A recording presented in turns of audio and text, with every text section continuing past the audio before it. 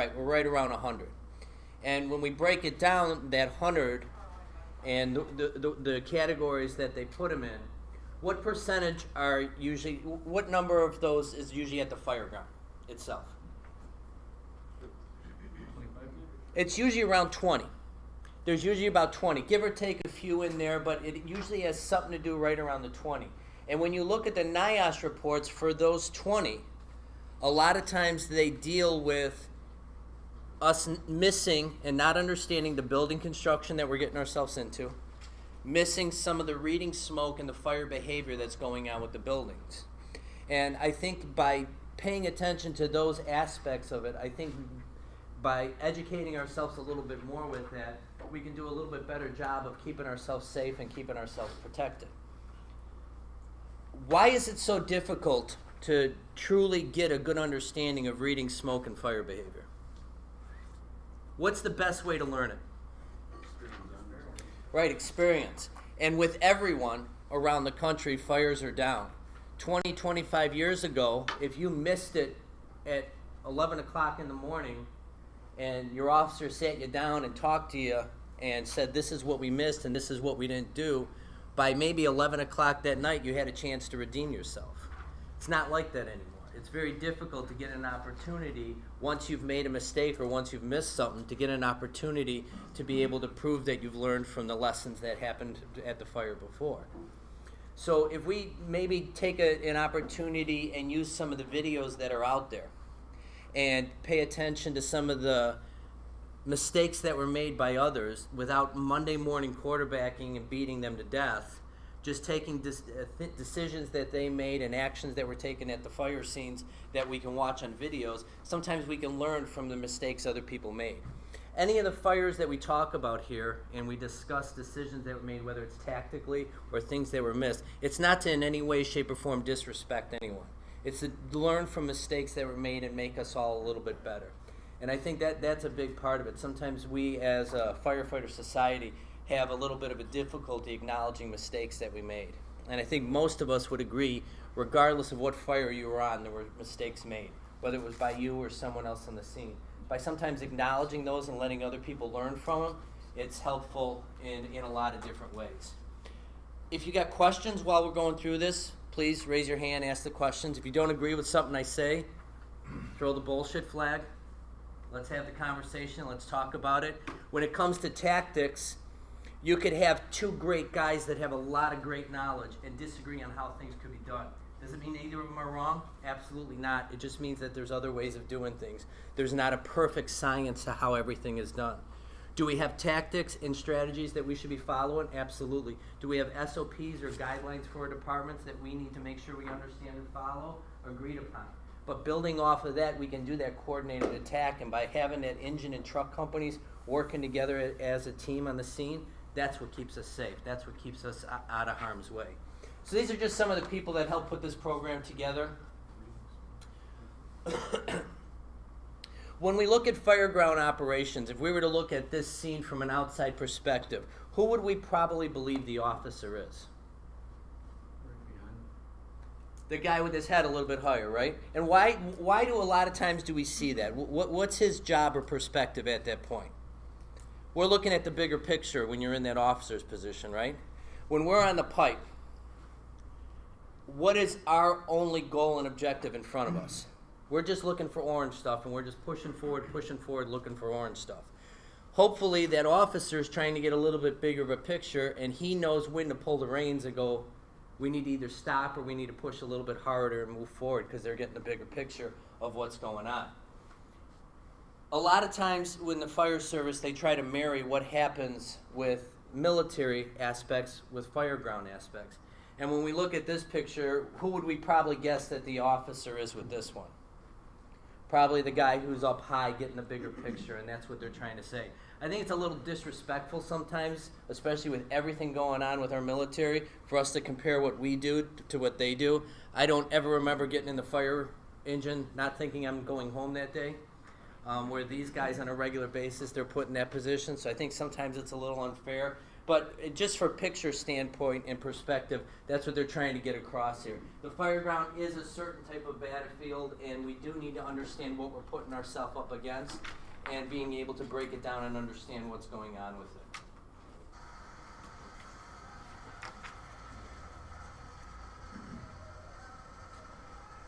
So when we talk about reading smoke, why is that such an important aspect of us showing up at the fire scene, especially the first one or two companies on the scene? And the reason why is it can help us determine what is going on inside that structure, how much fire is actually going on in that building. Have you ever heard of the bag method? The bag method will help by telling you where the fire's been, where it's at, and where it's going. Why is that so important? Well, you get one of your taxpayer buildings or you get a 2.5-story frame. If you know that you have a 2.5-story frame that's balloon construction and you got fire in the basement, where's the next place we need to check? We need to get in that attic space and we need to see what's going on in that attic space because it's going to run the walls. By us understanding that bag method, it can help us determine where we're going to put our first couple lines. We can predict collapse. Think of the amount of NIOSH reports where we have known that we are in unsafe buildings. We have pulled our guys out, and we have still stayed in collapse zones. There have been numerous injuries and incidents where it's happened where we come out of the building, and where do we congregate? We congregate right in those collapse zones, and we don't pull the guys further enough back. Sometimes we get a little lackadaisical once we're pulled out. We figure we're out of the building, we're in a safe area. And then it helps us decide what type of strategies and tactics we're going to do, whether we're going to go offensive, whether we're going to go defensive.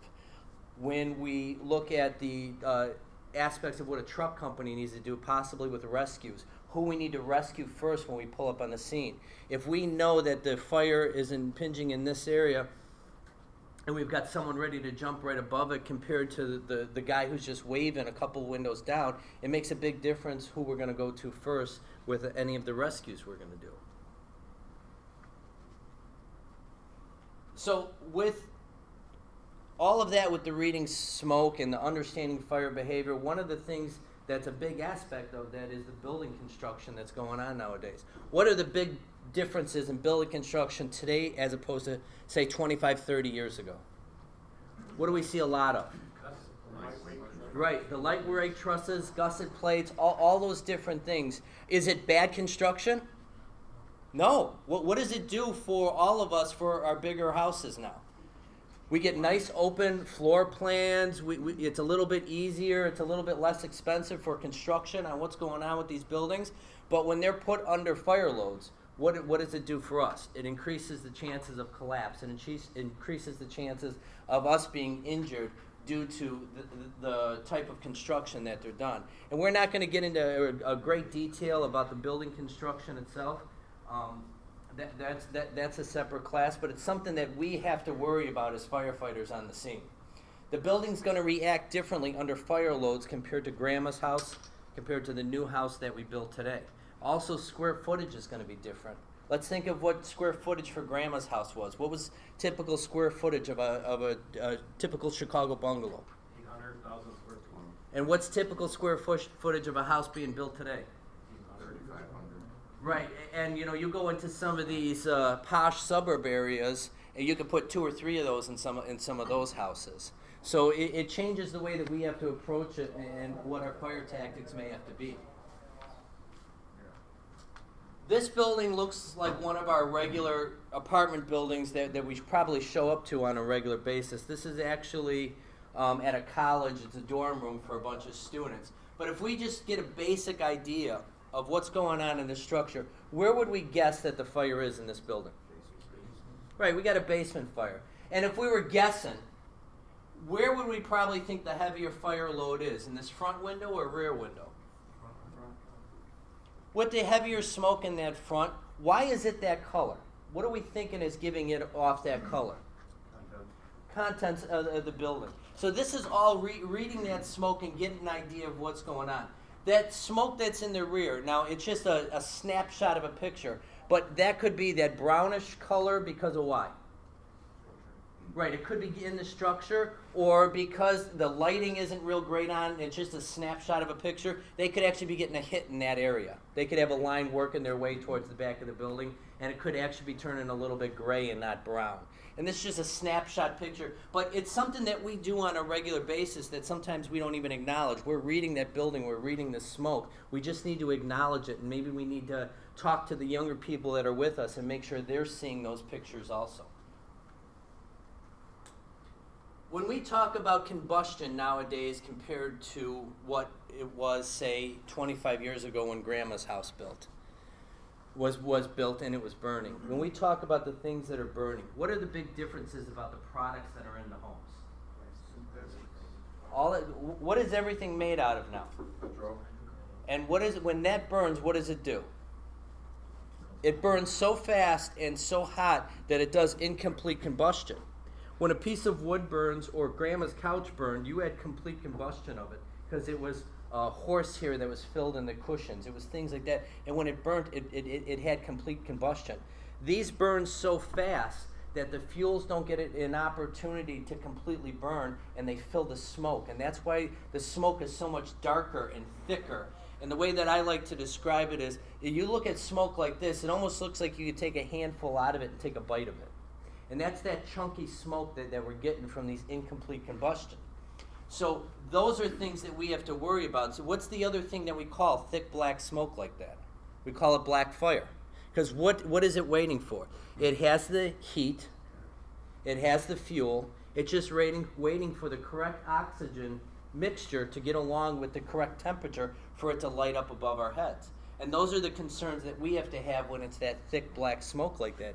Years ago, when I went through the fire academy, I was told you do not put water on smoke.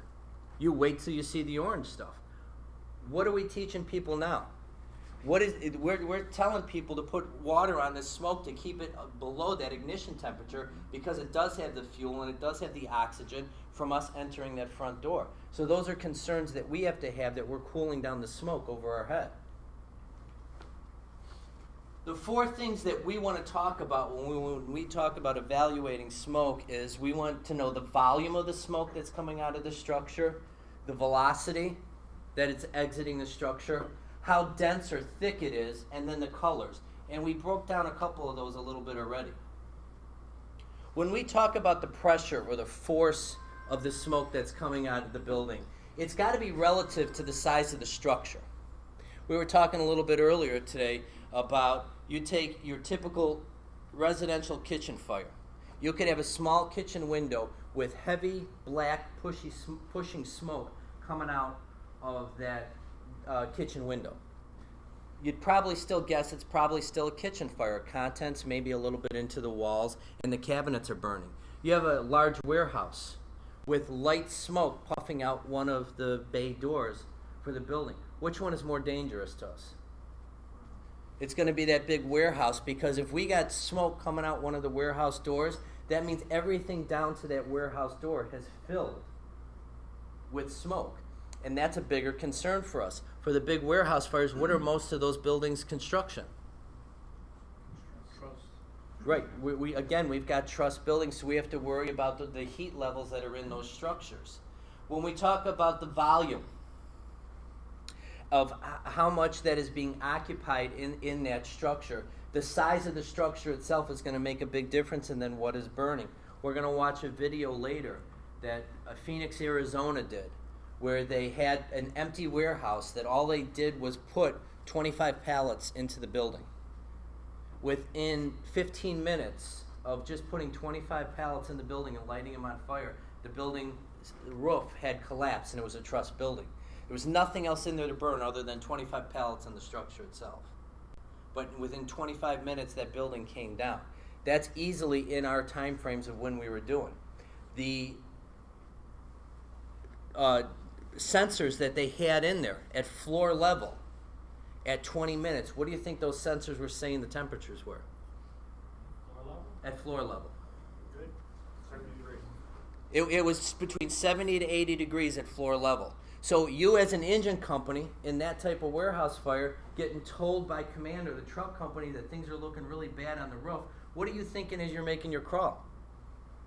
This is very sustainable. I can be here. I feel no heat at all. At 70, 80 degrees, would any of us as an engine company or a truck company working with that engine company inside that building be worried? I think most of us would say no, we wouldn't. I think most of us would be comfortable with those conditions inside the structure, and we'd be mad when we were getting pulled out of the building. When we talk about velocity, that's the speed at what it's discharged. Sometimes we see smoke and it's just kind of puffing out a window. So other times we'll see smoke and we got a nice roll to it, and it's almost being pushed out the window. And we're going to see a couple pictures later where you're going to see that heavy push out of the window. If you got a lot of velocity of that smoke shooting out a window, what's that probably telling you is going to happen soon inside that room or inside that structure? You're probably going to get a flashover. It's letting you know there's so much pressure and so much smoke inside that one room that it's going to pop soon.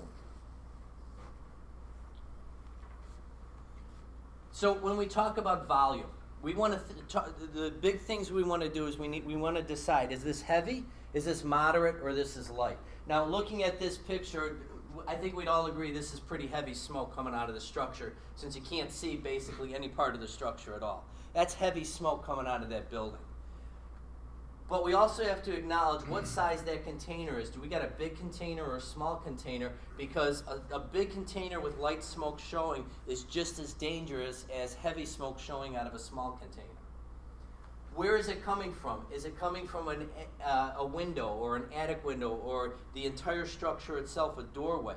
When we look at the smokes exiting different parts of a building, say a residential structure fire, we need to acknowledge what size the hole is that it's coming out of. We can't give as much credence to a window that's 2 by 2 compared to a doorway. If the same amount of smoke's coming out of both of those holes, the doorway's got to give us more concern because it's larger and it's a bigger orifice that it's exiting the structure.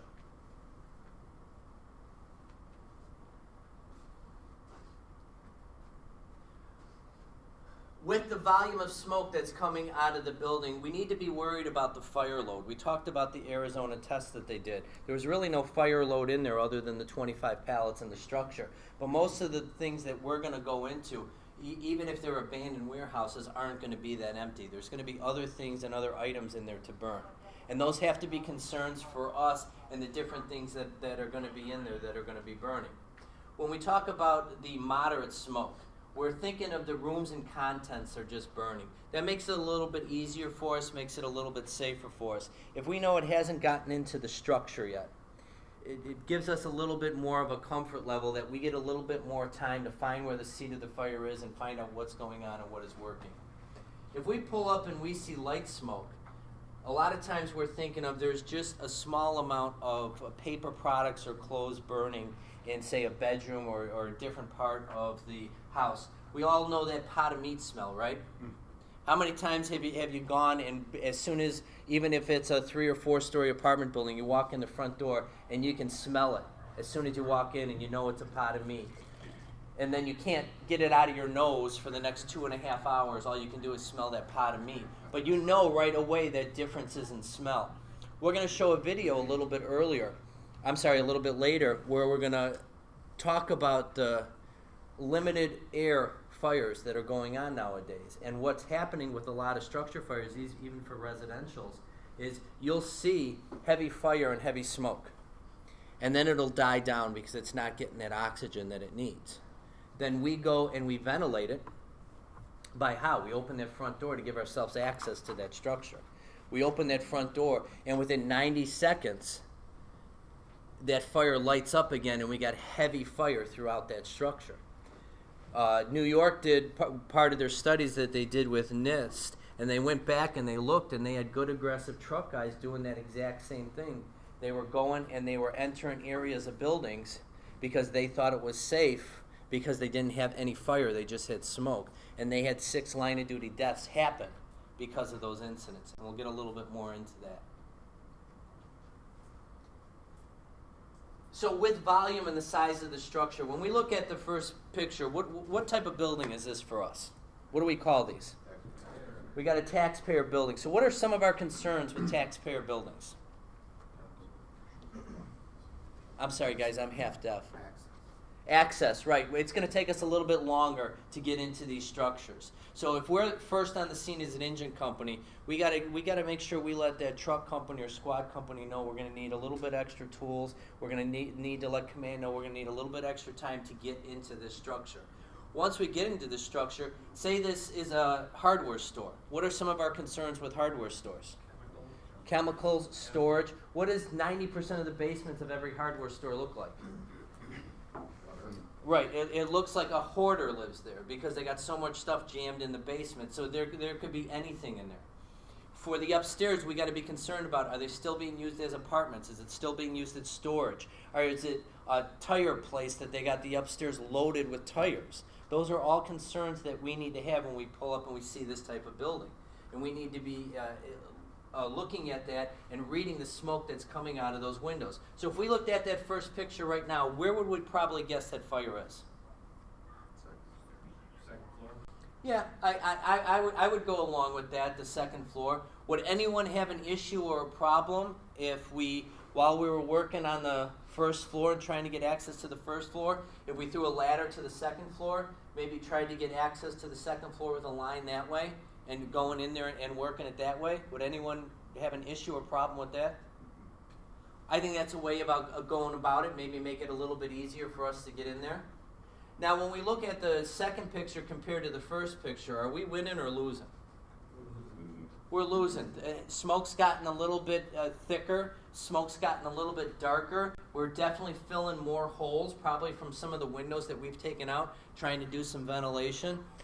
By the third picture, would we think that we're going to still be interior, or are we probably going to defensive operations by the third picture? Probably going defensive. If we look at the way that the smoke has changed color, it's definitely got more of that brown in it. And why are the openings of these at the bottom of these windows compared to here? What is that window doing? Why is the bottom not filled with smoke? Right, it's sucking that air in the bottom. It's sustaining its own combustion by sucking in air at the bottom and pushing out smoke at the top, which is going to increase the velocity of the smoke.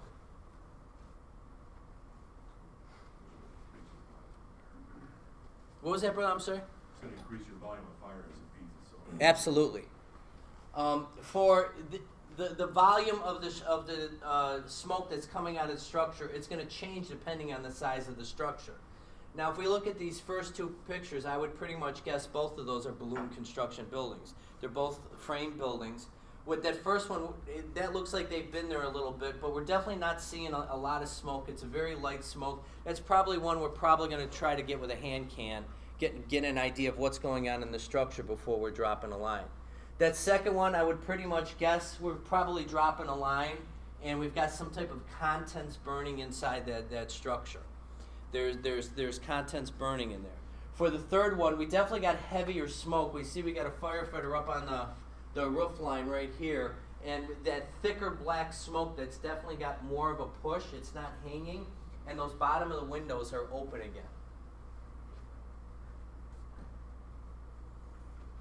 When we talk about velocity, we're talking about the rate of release.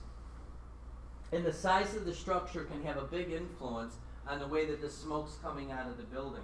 Again, we talk about a huge warehouse. We're going to have less of a velocity, even though we could have just as intense of a fire as, say, a residential structure, but just because of the size of the building, it's going to make a difference. If we have wispy, lazy smoke, compared to being put under pressure, there could be a couple different reasons for that. One of the reasons could be that you're closer to the fire. As smoke cools off, it loses some of its velocity, so it's not going to move as fast. So if we have different windows showing where we have different amount of smoke pushing out the window, we could have the type of situation where we can read the two different windows and say we have fire in this area because it's pushing a little bit harder. The more rapid that smoke moves, the hotter that smoke is, the more chance it has to light up and cause some type of flashover to happen.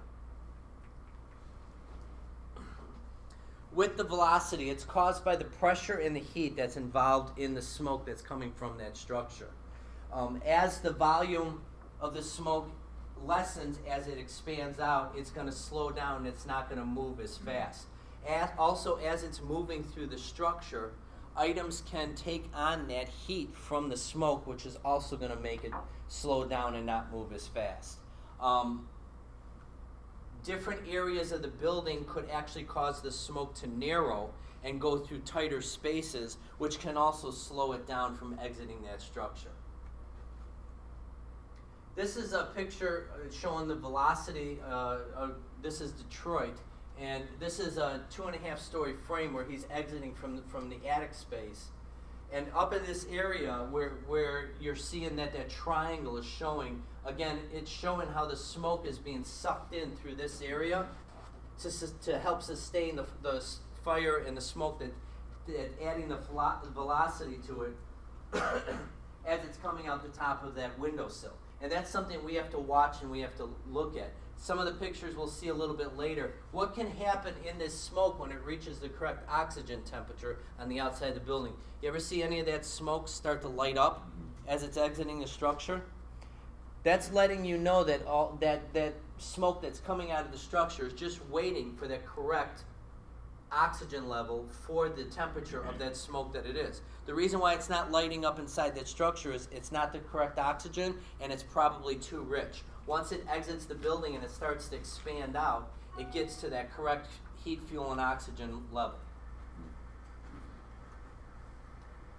Again, this is another 2.5-story frame.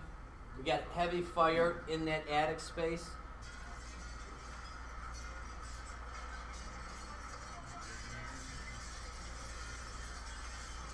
With this type of building, with a fire up in that 2.5-story frame, what's one of our concerns about that attic space?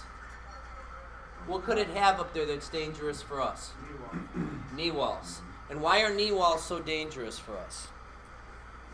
There are numerous NIOSH reports that have happened where your engine company does a good aggressive move. They make it up the staircase, they get to that attic space, they make a great push from the staircase all the way to the window. They got heavy heat and they're got the line open and they're not making any progress. They're at that windowsill all the way at the front of the building now, and you get a good aggressive truck guy who comes upstairs, and what does he do? He starts opening the walls like he's supposed to. But we've already got the engine buried on the other end of the attic space, and now they're caught on the other side of where the fire is. It's important as an engine company that when we go to make that staircase upstairs, we can keep that line open, but we need to make a hole in those knee walls on each side of us. And when I say a hole in a knee wall for an inspection hole, I don't mean a hole. I mean a hole. Because we want to be able to contain it with the line that we have. We don't want to have to be able to back down the stairs again. So if we're able to make a small inspection hole, we got heavy fire in there, it's something we can contain and control from the spot that we're at. Now as we're working our way down, we can keep making inspection holes and putting out the fires in case that it's sectioned off as we go through the upstairs area. This video always makes me laugh because I love this guy on the second floor. There's not a lick of smoke on the second floor, and he's breaking out all these windows.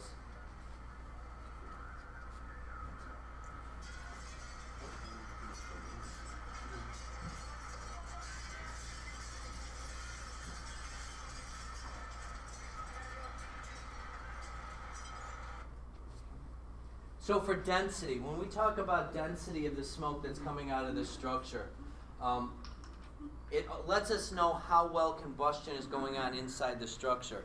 If the temperatures are at such a point where we're getting incomplete combustion, and it's going to make that smoke a little bit thicker. When we talk about fires being hotter now, what do we mean by that?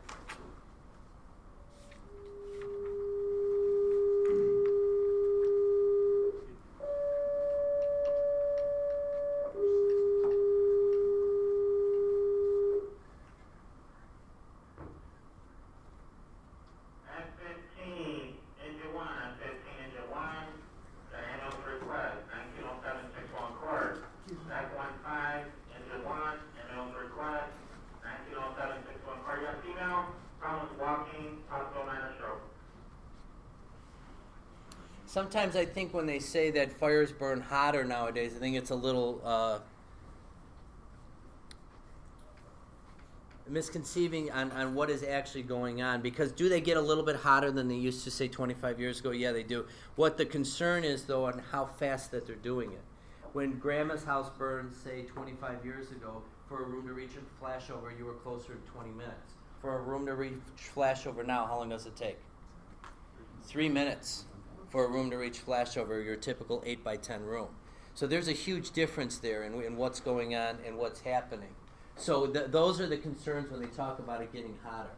But when we talk about the incomplete combustion, when that incomplete combustion happens, that's the smoke that's over our head. And those are the concerns that we have to have. Those thick particles not yet on fire above our head, we have to keep below ignition temperature. And how do we do that as we're advancing that line? Right, we cool it down. We open that line as we're making our hallway and we cool it down. And those are important things to remember.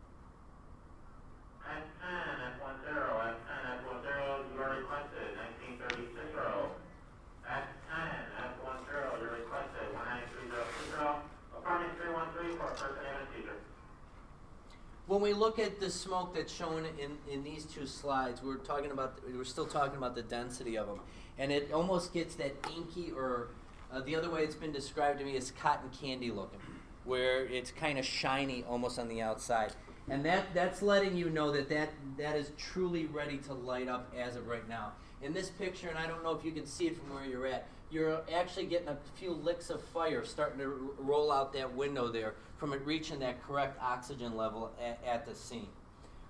I don't know if you can see here, but what they're actually doing is they're bringing a line up this ladder, and they're actually going to put it into that window there to kind of cool it down a little bit in that attic space. Is there anyone that feels that that's a wrong move?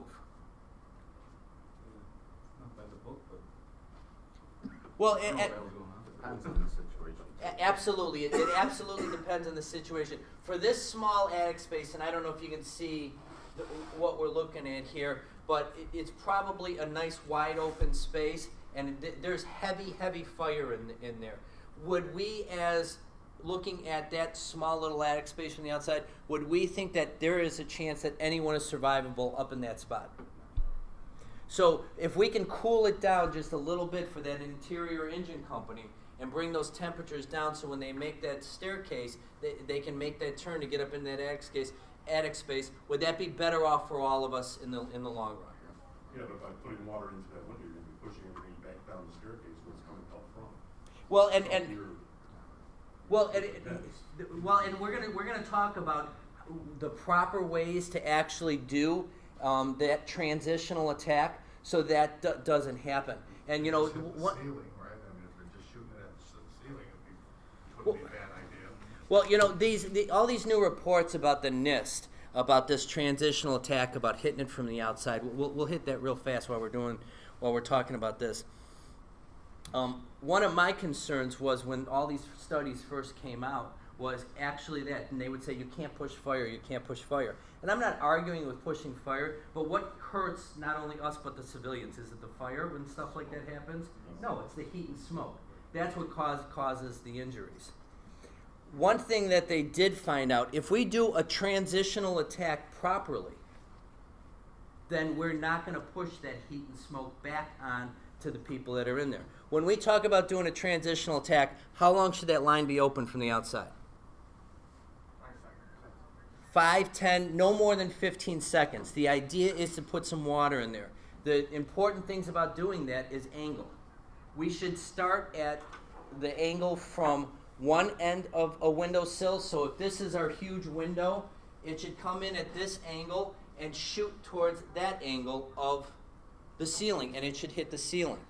The big part about it is, does that line move or do we keep it still? We keep it still. And the reason why we keep it still, because even if we have an 1 3/4 hand line, we have a huge window, and just doing this with the line, it causes 60 to 80% of the rest of that window to be unavailable for the exit of that heat and smoke that wants to come out of that window. So we keep it still for that 10 to 15 seconds. And what they found out, if we do that, and we follow those basic rules, we will not push that heat and smoke back on to the people that are inside that structure, whether it's the civilians or it's the firefighters inside the structure. Now, I have an issue if we are going to do a transitional attack. Who should do it? It should be first engine. First engine should do the transitional attack. If someone else is going to do it, if he's the engine company that's inside the structure and the chief tells me we're going to do a transitional attack, there has to be a communication that has to happen. We have to acknowledge each other that they are in a safe space. They're not sitting at the top of the stairs, and we're going to try that transitional attack, and we're going to do it if the second engine company or someone else is going to do that. There has to be that communication. That has to happen, and it has to be acknowledged. If he doesn't answer, he didn't turn on his radio, do we do it? Absolutely not. We don't do it at all. And those are the important things that have to happen with the transitional attack. One of the things that that Steve Kerber, who's real big into the NIST thing, when he came around and did the class for us, I beat him to death on, was that when you look at the videos that they show for those NIST studies, all the videos are horrible. It's not properly done as the way that the line's supposed to be let out and put in through the window for those seconds. And he agreed that with the videos, but what does that do for firemen? It's showing us the wrong and bad ways to do things. So we have to pay attention to those too. The other thing that happens with firemen when we throw water in through a window, with a fireman, if 10 seconds is good, 2 minutes is better. Absolutely. And if he's going to do it, and he's going to throw 500 gallons in there, I'm going to do it too, because he's not going to get more than me. I'm a big fan if you as an officer feel you want to do a transitional attack, and you're going to ask someone to do that, if you don't stand like this right behind the fireman, ready to smack him in the head, tell him to turn off the line, a lot of times they can't stop themselves and they just want to put more into it. So again, it's no more than 15 seconds. One of the other problems with transitional attack is, if he's my officer, we got a 3-man company. He tells me we're going to hit it from the outside. I take that line, I hit it from the outside for the 10, 15 seconds. Now he says, all right, we're going to go and we're going to go to work. I put down the line, I put my mask on, I put my hood up, put my helmet back on, I put my gloves on.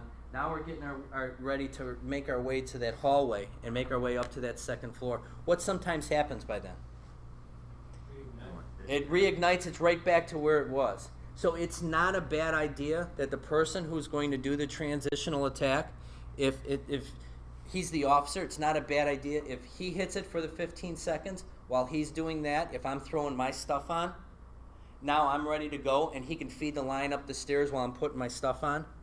That way you got that movement going, you got everyone actually working, and you're not having that pause or that time frame where you're not getting water to the seat of the fire. Is that make sense? Does anyone disagree with any of that? Because we'll talk more about that if we do.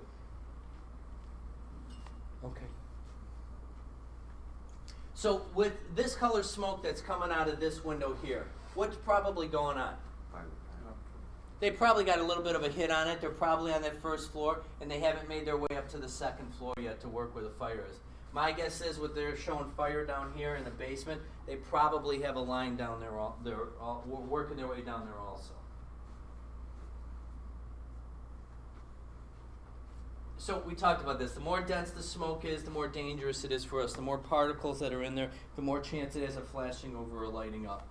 There's that cotton candy look like we were talking about.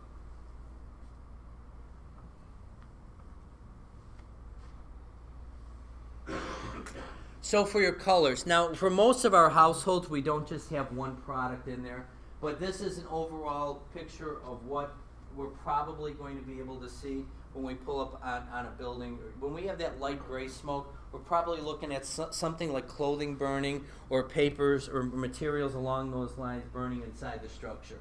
For furniture, we're looking at more of a dark gray. For your rubbery contents or any of your plastic furniture, you're looking at that dark gray or the black. That's what we're seeing mostly of. Where, for your low-income housing, where are most people getting their products from? Your IKEAs, your Targets, your Walmarts, your things like that. And everything's made out of that plasticky, rubbery material. For your wood structures, when we're actually starting to get into the wood elements of the building, we're looking at the brown, and we're looking at the complete involvement of the structure itself. It's that very dark, almost black.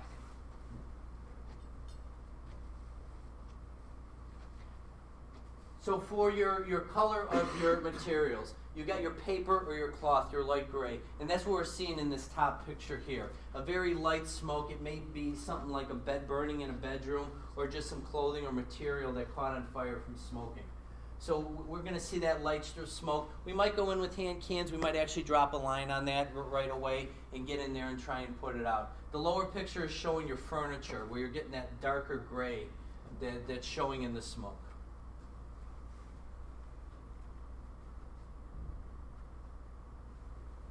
For your top one there, we're looking definitely at contents. You can actually see the fire burning, the color of the smoke that we're seeing definitely gives off the telltale signs that it's contents burning. But with this lower picture, what are we thinking here? It's probably already in the structure itself. It's that heavier, thick black stuff that's pushing out, and you got a nice little suck at the bottom of the windows here going on, letting you know it's feeding itself the oxygen it needs. As smoke's moving through the structure and it's going through different areas, it can actually clean dust particles because it's so thick. It can pick up stuff as it's moving through the structures. They've had incidents where when they've pulled areas off that haven't been opened in years, instead of them being dusty, they are actually swept clean by the smoke that ran through some of those concealed spaces.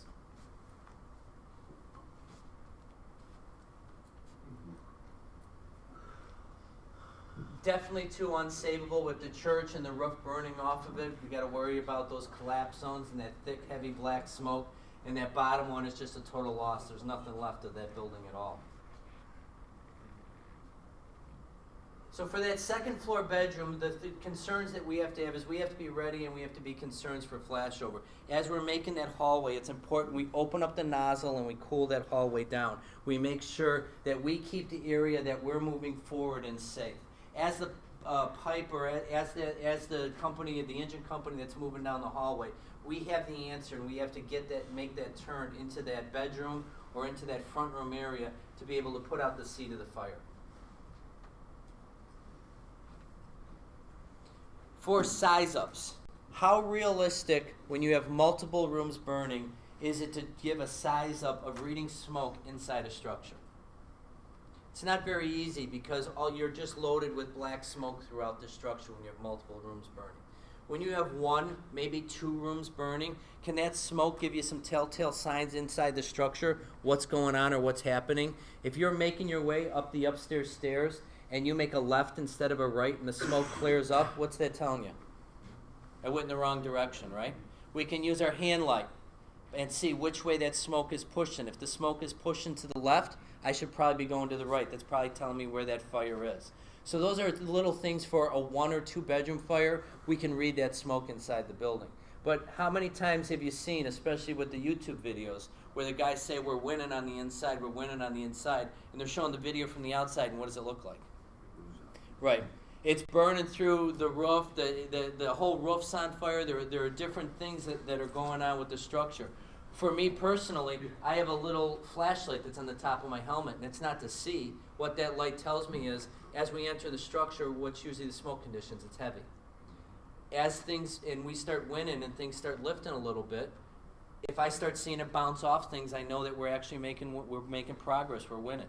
We're moving forward, and we're getting somewhere with it. We have to be worried about those concealed spaces, especially with a lot of the buildings now. Because the economy is so bad, they're taking single-family homes and they're moving 3, 4 families sometimes into single-family homes. They'll add walls that aren't supposed to be there, which will build you concealed spaces. Think of how many fires or businesses that you've been to that have 2, 3 different ceilings for the buildings that you're in. So that can have a change in what's going on with the structure, where on the inside of the building, you're thinking it's fine, but from the outside, they're seeing something completely different.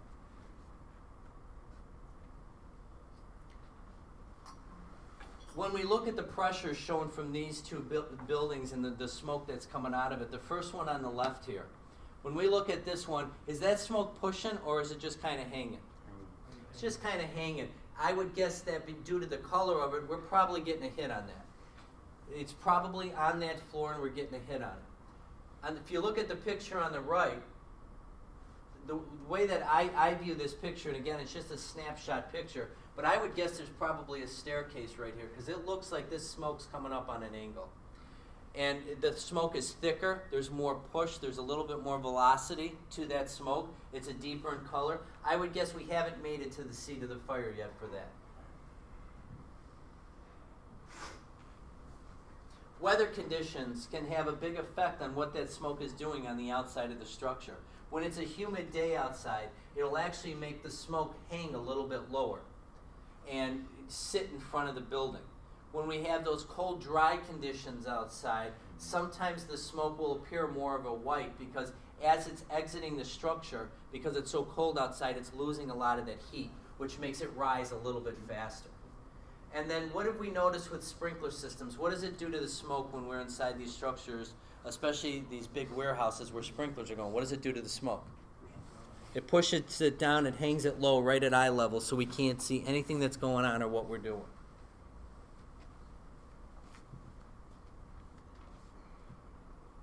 Time of day can have a big factor on what that smoke is doing. If you look at this smoke here, can you truly tell what color it is because of the time of the day? It's very difficult because it's dark outside to be able to break down what color that smoke is. Also, the lights that are in the area, whether it's off the apparatus or it's the street lights, can change the colors and the effects of what's going on with the smoke and what's happening.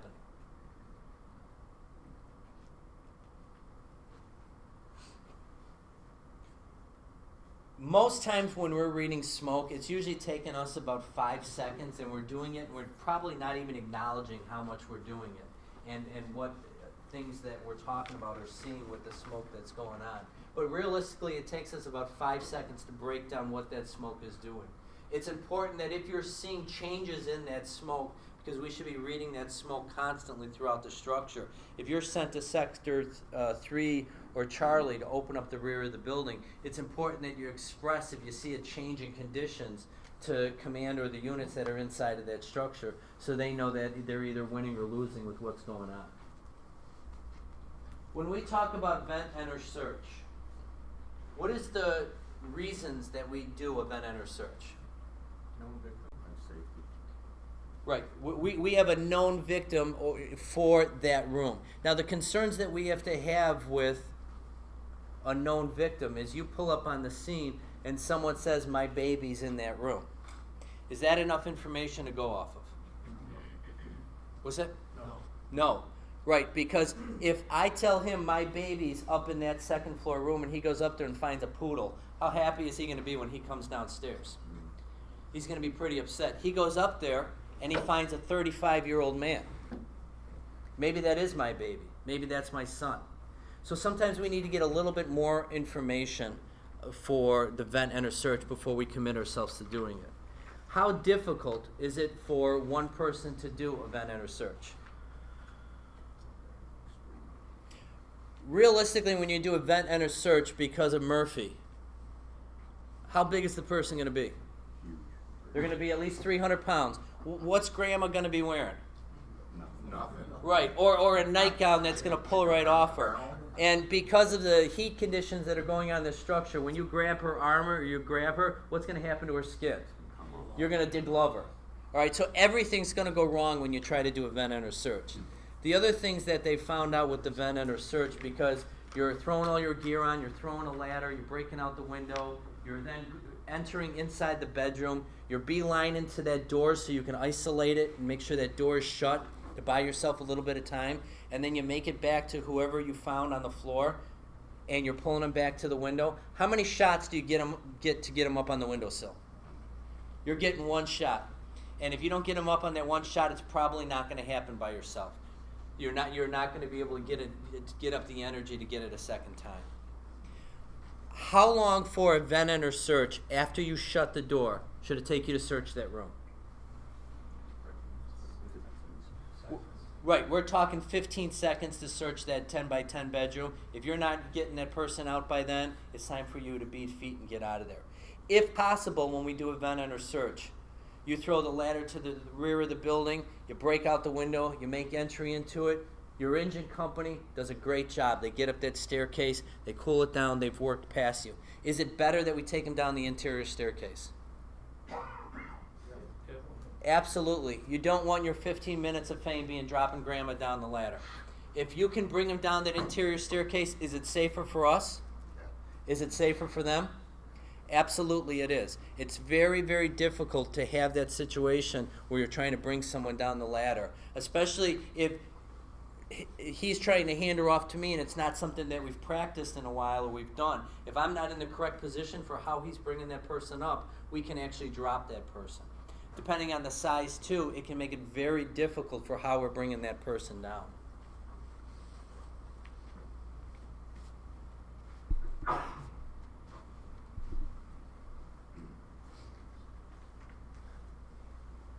So when we talk about the temperatures of the smoke, and as the smoke moves further away from the burning room itself, it's going to actually start to cool down. If we see what directions, like we talked about with the hand light, which way the smoke is going, or how thick or thin it is in those areas, it can give us an idea of what's going on and how things are, if we're getting closer or further away from the actual room that's burning. So we need to pay attention to that on the inside of the structure and what senses that we can use to get an idea of what's going on. This is a little cheat sheet that is a little helpful when we look at smoke coming out of a doorway. When we have a little smoke and it's high above, towards the top of the door, that lets us know the fire's probably on the floor above us. If we've got moderate that fills up half to 3/4 of the door, we'll probably have a fire on our level. And if we have a fire in a basement, it's probably going to fill up the whole doorway. Is that always correct? Is that always the way it's going to be? Absolutely not. But it gives you an idea of where to check. Go ahead, take 10, guys.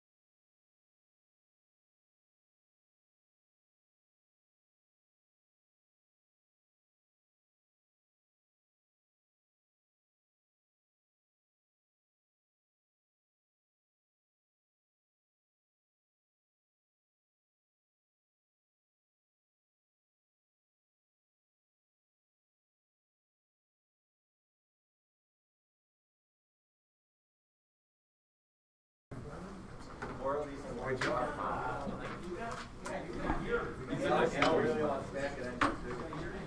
number 13. Oh, no.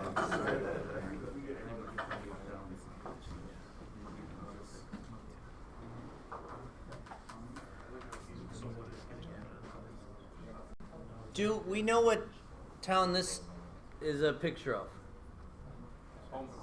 Homewood.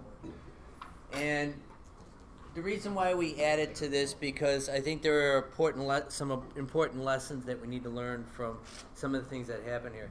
The biggest reason why I bring it up is because I think a lot of the conversation that happens with this, I think the first company on the scene takes a huge beating, and I think it's a little unfair.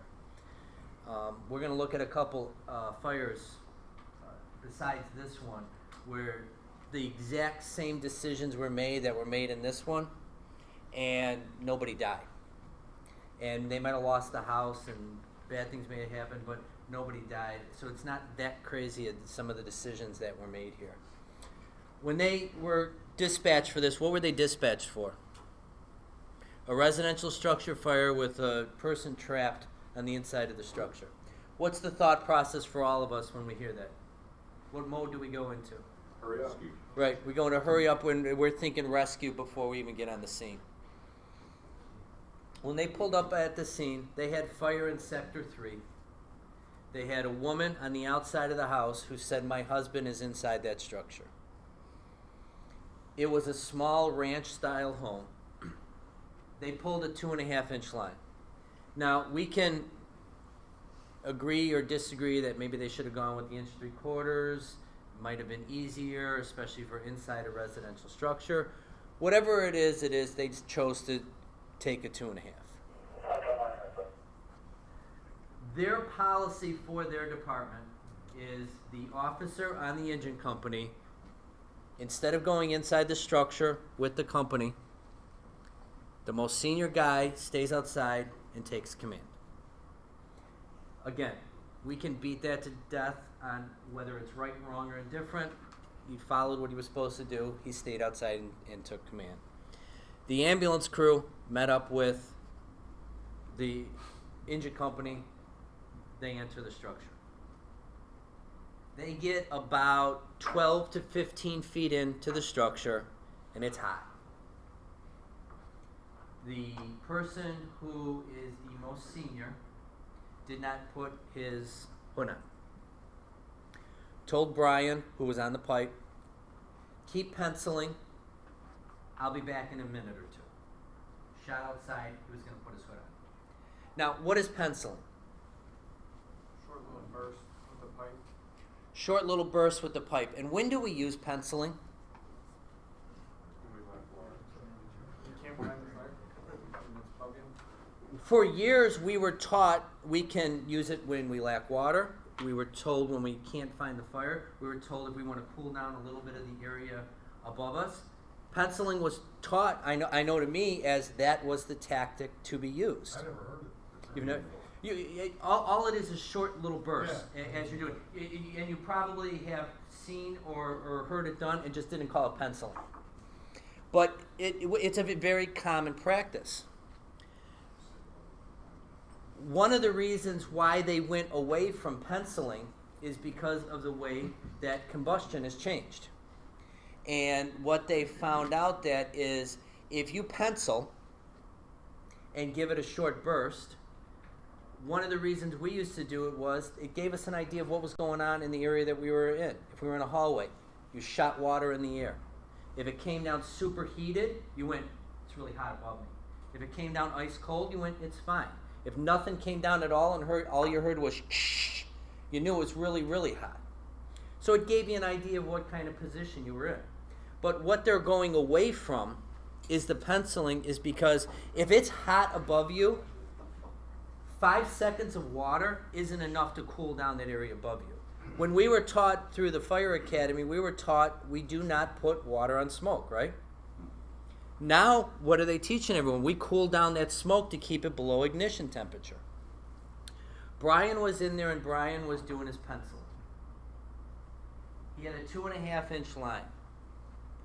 Did his penciling. There was a company in there, and I don't remember where the truck company was from. If someone else does, please speak up. Hazel Hazelcrest. They went in there and they were doing a search. They realized it was getting bad in there, that it was time to leave.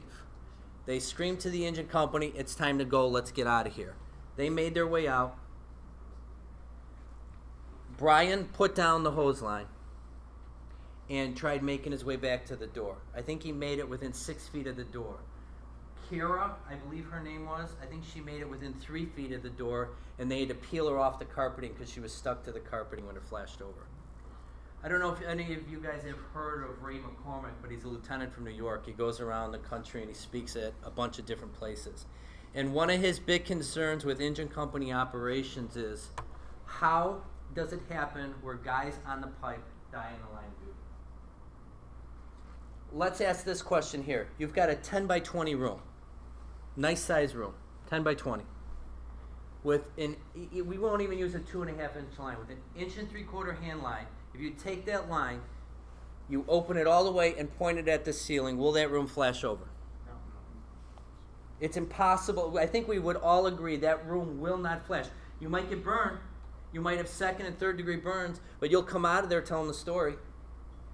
When Brian put down that line and exited for the door, we all think, we got time. How long does it take me to crawl 12 feet? How long does it take? And it lit up on him. Never made it outside. We talk about our gear ratings, 1,600 degrees, 1,400 degrees. Our air pack mass, when do they fail? At 400 degrees. At 300 degrees, they start to get the plastic wiggle. And we all know what I'm talking about with that, right? At 300 degrees, you get that little wiggle where the plastic starts changing colors and you're not able to see through it as well. So even if our gear is rated at 1,600 degrees, it really doesn't matter if your mass fails. One of the things that is difficult to do is to back out with a line. And if it's not something that we practice on a regular basis, would anyone in the military, when they were running for the hills and they were retreating, would they ever drop their guns and run for the hills? No, they wouldn't. They would take their guns with them. And that's what we need to do as being that engine company. If we decide we're in a bad area and we're backing out, if we've decided it's bad, then we need to take our guns with us and we need to back out with that hand line. If we're ever in a position where things are getting bad, if we open that hand line, we can at least cool it down enough where smart decisions can be made. Brian didn't do anything wrong. Brian did exactly what he was told to do by everyone that he was told to do it. Brian had, 2 years experience? For Homewood, is it a bad fire department? Absolutely not. Is it bad guys? Absolutely not. They didn't have a ton of fire, so how much experience did Brian have under his belt? Brian didn't have a lot. Brian did what he was told to do. He was told to pencil, he penciled. He was told to take the 2.5, he took the 2.5. He was told to wait for his officer to come back, he waited for his officer to come back. He was told to ditch the line and exit the structure. He ditched the line and tried to exit the structure, never made it out. He did what he was told to do, and that's something that we need to talk about as senior guys at the scene of a fire. We need to make sure that our guys on the pipe know that if we open it up, we can make it better. For everyone inside that room, we can make it better. We can bring down those temperatures to a point where it's survivable. If that room flashes, we're done. We're done. That's it. So if we open that line, we're capable of keeping it where it's survivable. They get beat to death because they didn't take that line to the rear. They didn't take the line to the rear.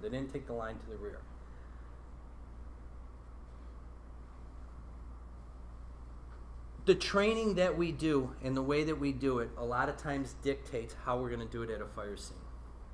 For a couple years I played police officer, and when I went through gun school, they showed a video of a police officer with a gentleman. The gentleman pulled out a gun on the police officer. For this police officer, it was really no big deal. Through his training, his 6 months at the police academy, every single day, 20, 25 times a day, they had an instructor pull a gun, they take the gun away from the instructor, hand it back to him. He did that excellent move.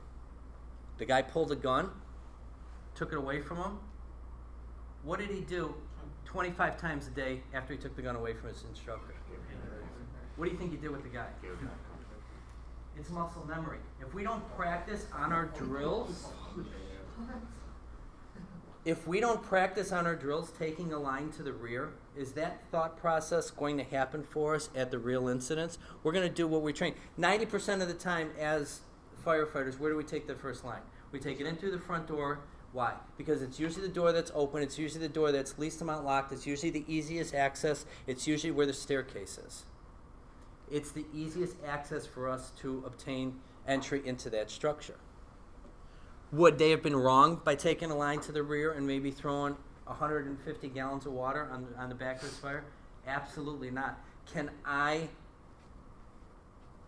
beat them up because they went into rescue mode and decided to try to make an effort to make entry into the structure to do a rescue? No, I can't. One of the classes we did this class Saturday in another department. And one of the gentlemen there said, well, if they would have gone to Sector 3, they would have realized this guy had no chance of living. Do you want me pulling up to your house and telling you that your family has no chance of living? Or do you want me to try to make the effort and do the rescue?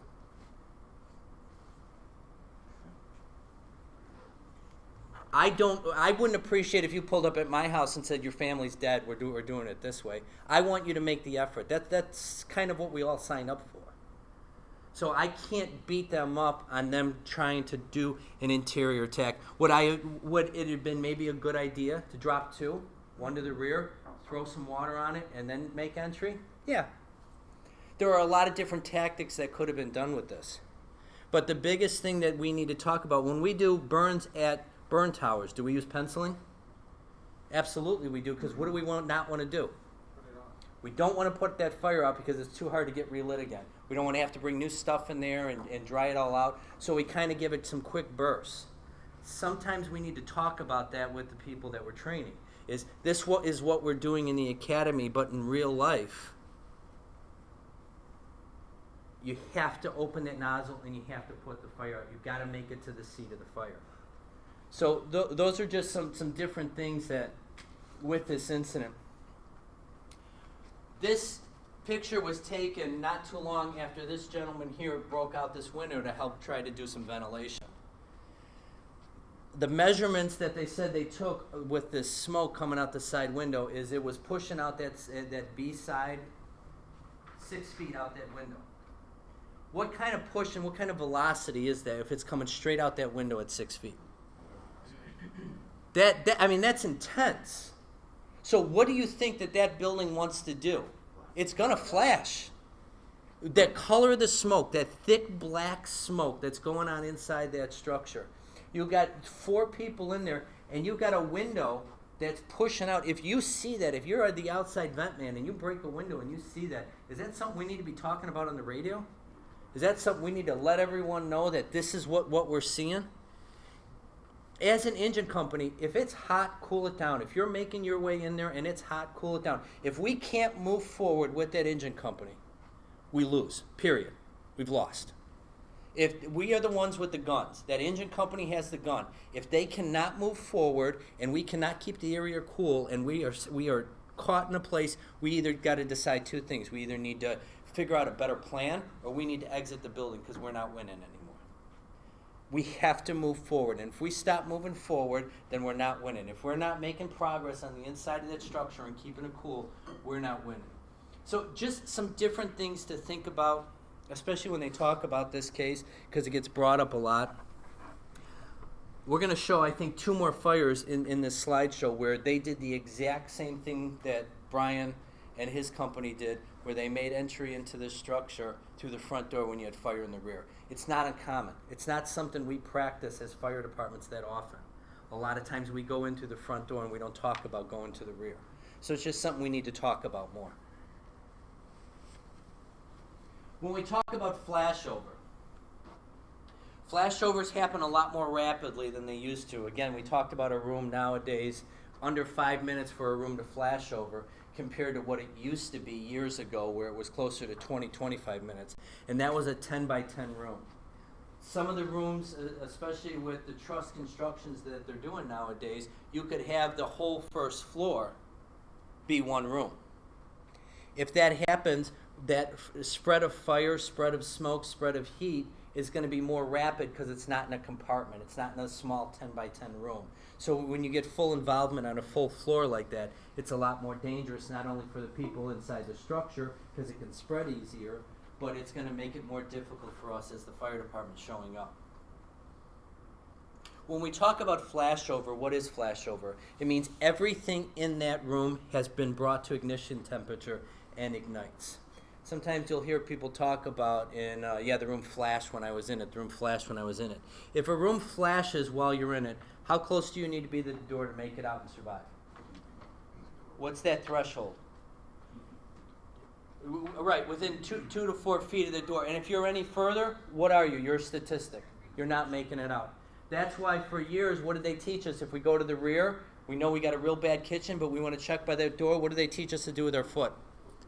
We hook the door, we lay on the floor, we do a quick search with our hands or our tool, do a sweep, and then we back out because by hooking the door, that gives us that little bit of area where we can still pull ourselves out even if the room flashes. Any further than that, and you're just another number on the wall. That's all you are. That's something to make sure you pay attention to as a truck company. If you're going to go and you're going to do a search, especially on an upper floor, you don't have a line with you. Does it happen? Absolutely it does. It happens a lot. Make sure you make a commitment with that engine that's on the first floor. If I'm going upstairs and he's the engine company on the first floor, I need to let him know we're going upstairs to start our search. Now we've made a commitment to each other. He knows I'm upstairs. If something bad breaks bad, before he exits that structure, he's going to make sure that I've made it out before he exits the building because he's the guy with the guns. No different than if I decide to take a different way out of that structure. If I get to the second floor, it's bad, I go out a window, I go out another door, what's my responsibility? That commitment to him, I need to let him know we're out of the building, we're safe. Now, whatever's going on with him, if he needs to exit, he knows that he doesn't need to protect us anymore. But that commitment and that conversation between each other, if you're going to do that search without a line, is important. So your traditional fire behavior timeline and temperature line. This is what we all were taught, that the fire goes through its different phases. At some point, we reach that oxygen deficiency phase sometimes when it doesn't have enough oxygen to keep burning going. When it does keep growing up that point, we do reach that flashover phase. What we're realizing nowadays is we're reaching it a lot sooner than what it used to be.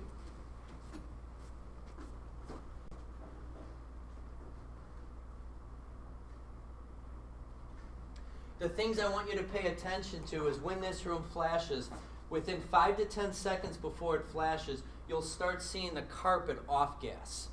And that is what we have to be concerned about. If we're ever doing a search and we start seeing a carpet off gas, we know that within 5 seconds that room is going to light up. And if we're on it, we're part of that flashover.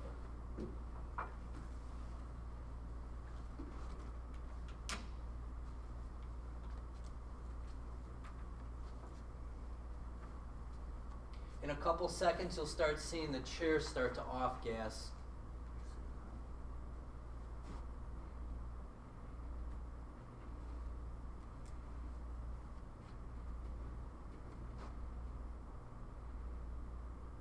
Now you'll start seeing the carpet.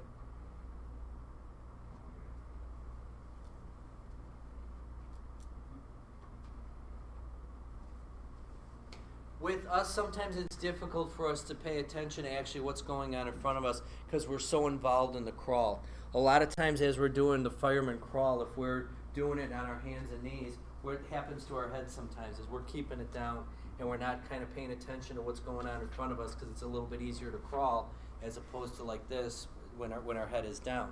So sometimes we lose sight of actually what's going on. We're so focused on the crawl that we're doing. The other thing that we have to worry about is our gear. So have you ever had where you got the gear on, you're in a hot position, and 10, 15 seconds later you move weird in the gear, and you go, ooh, and you get that little burn or tingle when the gear actually touches your skin? What the gear is actually designed to do, I always thought it was designed to keep the heat away from you. What the gear is actually designed to do is it takes in that heat so it doesn't burn you. And that's why sometimes by the time you realize how hot your gear is, you're 15, 20 seconds into where it was really bad at by the time you realize it. Because it's sucking in that heat as you're going through. So it's something to pay attention to. If you start feeling your gear is that superheated gear, you're probably way further than you need to be. So your typical fire behavior timeline now is what they're seeing is fires are burning so hot and so fast, it's sucking up all the oxygen in the room. And what it does is it reaches a certain temperature, and then it starts to die out, and it's preventing it from actually finishing and getting to that flashover state. And then we show up because the temperature and everything is dropping because it's not getting that oxygen. And we show up, and what's the first thing we do when we show up? We open the front door. When we open the front door, what did we just do? We just ventilate. So by making sure we're doing a coordinated attack, is that a big deal? Absolutely not. It's not a big deal. We open the front door, we make room for the engine and the truck to be able to make their way down the hallway to get to the seat of the fire. Not a big deal. You get a good, aggressive A-team truck company and you got a C-team engine company, is it a big deal now? Absolutely it is, because now we're venting the fire and we don't have water ready to go to actually put it out. So when we vent it, they're saying within 80 seconds of us opening that front door, we can reach that flashover state. This is that warehouse that we were talking about earlier. And in this warehouse, they light it up with, again, 20 pallets. That's all they have in there is 20 pallets.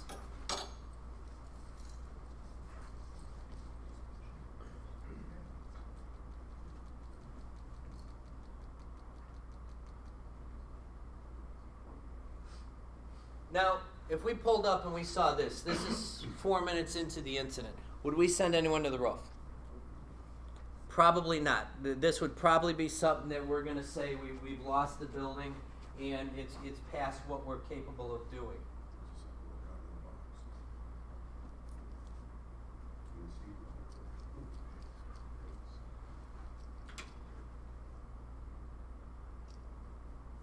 How high is that roof? It's about 2 stories. We pulled up and we saw this. Would we send someone to the roof? I would guess probably, even if it's just to give us an idea of what's going on. Now that was 4:58, this is 5:10. Why is it so much better now compared to what it was, say, 20 seconds ago? It didn't run out of fuel, it ran out of oxygen. It ran out of the amount of oxygen to sustain the ability to keep burning the way that it is.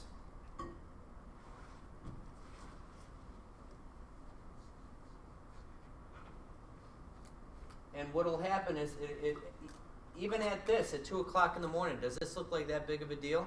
Probably not. Now again, because it's starting to make holes, it's starting to release. And now you saw something like this, there's a big difference. But again, while this was going on, at 16, 17 minutes, floor temperatures were at 80, 90 degrees.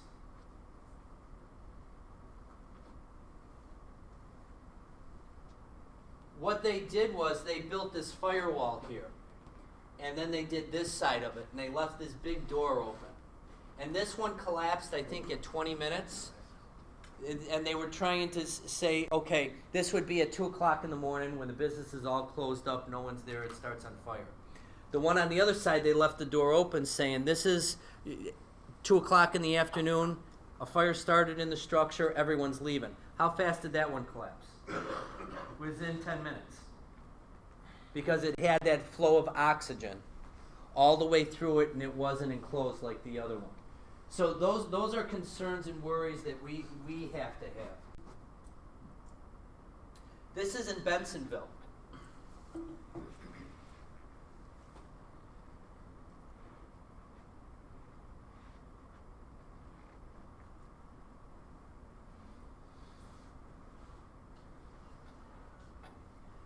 For the Bensonville fire, what they ended up doing was they took this townhome. They put a couch on the first floor, and they have absolutely nothing to burn on the second floor. And they put, what you're seeing is all those sensors on the outside of the structure. And they wanted to check about this limited oxygen thing that's going on with fires. And they're saying, well, what effect are we having with what's going on with the oxygen levels of the building when we show up and we ventilate the structure? How is it changing what it looks like?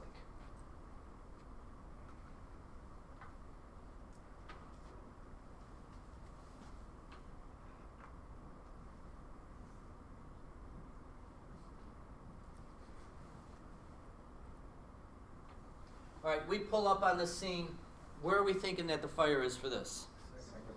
Second floor. Are we that worried about it? What does it look like? Would we maybe not even drop a line, take a hand can in there, see what's going on? Maybe? Possibly.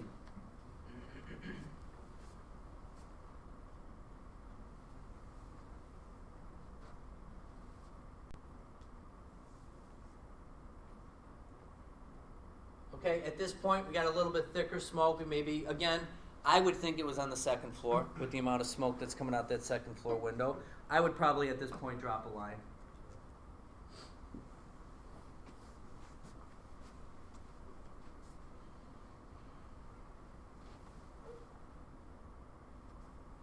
At this point, we know we got a good working fire. Look at the smoke coming from around the door. Look at it starting to die out a little bit, though. It's changing color. Look at it pushing. So anything open on the back side? Nope, just this one window. That's all that's open is this one window.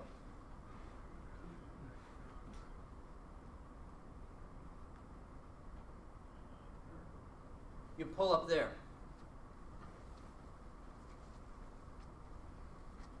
Would anyone be worried about what they saw at this point? Doesn't look like any smoke's coming out of the building. Compared to what it was 30 seconds ago, is this night and day?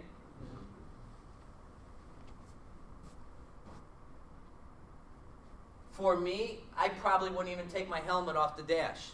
We'd probably go open the door and see what's going on. Now look at the change when he opened that door. And within less than 90 seconds, you're going to see he's got a rip-roaring fire in there.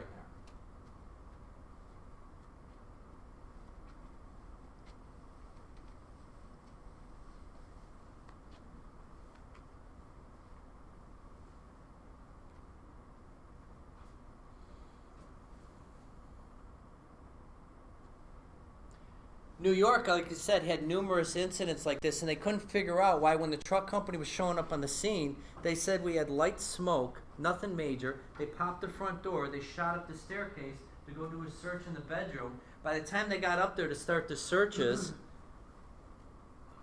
things broke bad within 80 to 90 seconds, and they were having guys getting injured and guys getting killed, and they couldn't figure out why.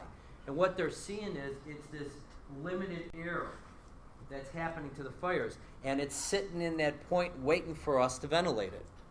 And what they're realizing is you can have a real good aggressive truck company. You can have a real good aggressive engine company. If they're not working together,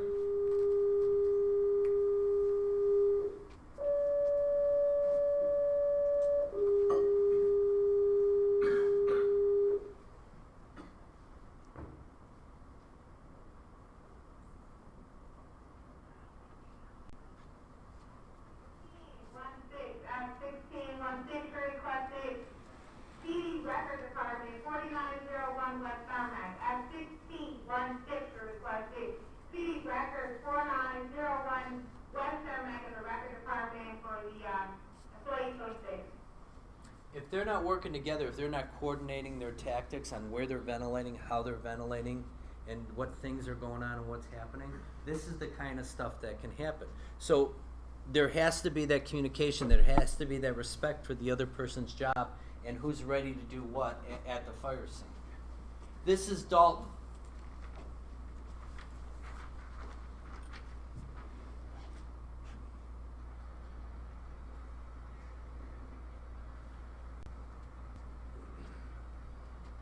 This is a basement fire, early morning.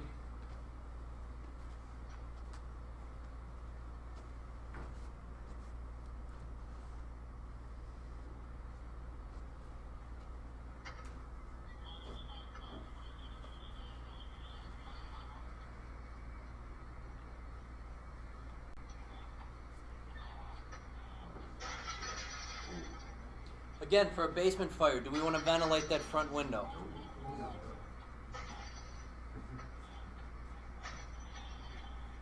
Even if we are going to ventilate and we ventilate in the wrong place, we should probably ventilate the whole window.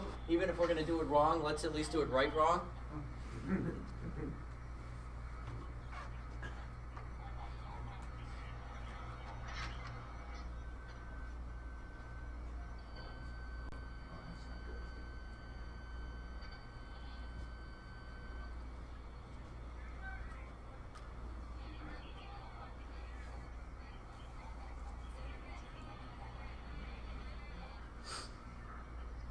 We still don't even have a charged hose line.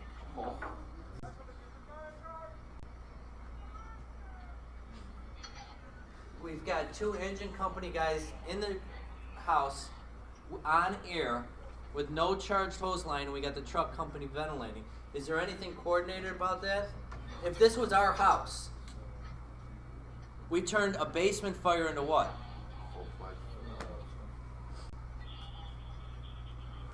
Again, bad guys? No, not bad guys, just not coordinated, just bad tactics, just not breaking everything down to where it's supposed to be.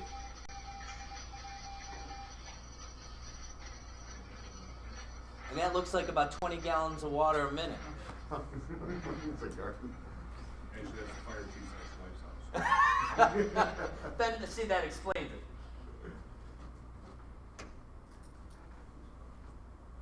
When we did about 3 years ago, we did a truck company class for the city, and one of the big things that we talked about was guys stopping to not taking out that huge picture window anymore, and ventilating. We had a fire in the rear. We should be taking out rear windows first because we don't want to draw the fire and draw the heat and smoke towards that engine company that's coming in. We want to try and ventilate from behind the fire. So as we're working our way down the hallway, that's the way that the flow path is going to work for us. And you would swear we just ran over their puppy with the truck. That for years, that's what everyone had done. You take out the big, pretty picture window. Makes a lot of noise, makes a huge vent hole. It absolutely does. There's nothing wrong with taking out further into the fire to help ventilate.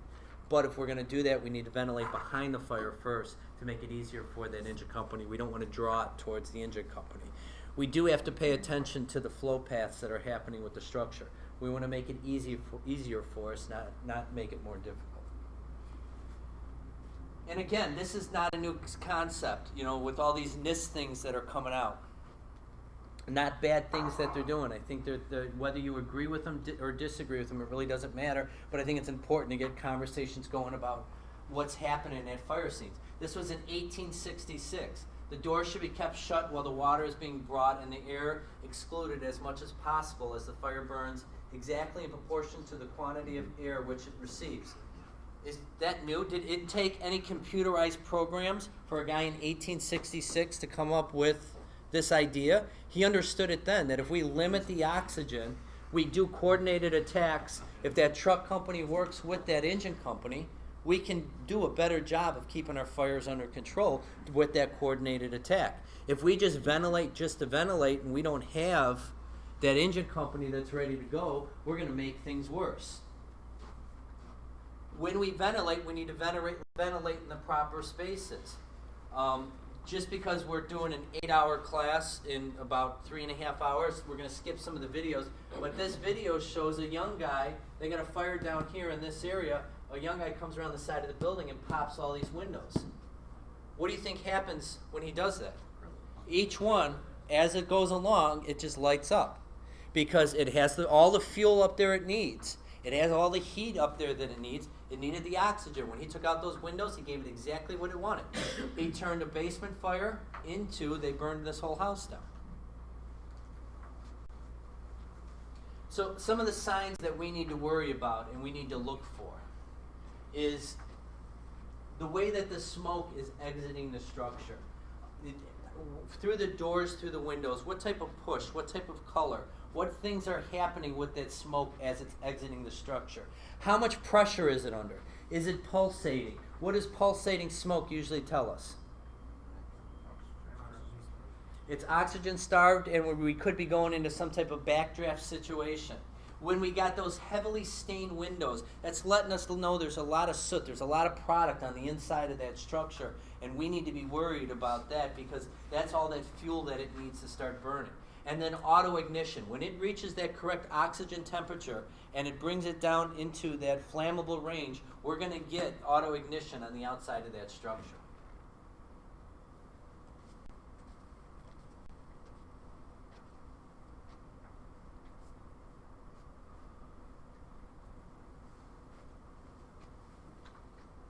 That auto ignition, we're going to see those brief bursts of flames as the gases, as that smoke is exiting windows or doorways. If we do a sudden change in smoke color, that could be good, that could be bad. If we're winning and that smoke gets lighter, that's a good thing. If we got our guys inside the structure and they're not winning and smoke's changing color, that's a bad thing for all of us. When that smoke layers actually are dropping and things are getting worse as we're moving through the building. It's important as the engine company, we're cooling down those layers as they're dropping. The more time we get it to increase its flammable range, the more of an opportunity it has for that room to flash over that we're trying to get through.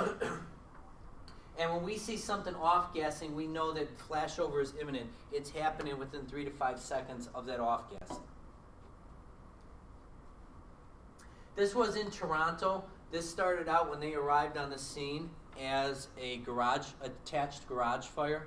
When they opened the front door, the truck company shot directly upstairs to go do searches because of the time of day it was.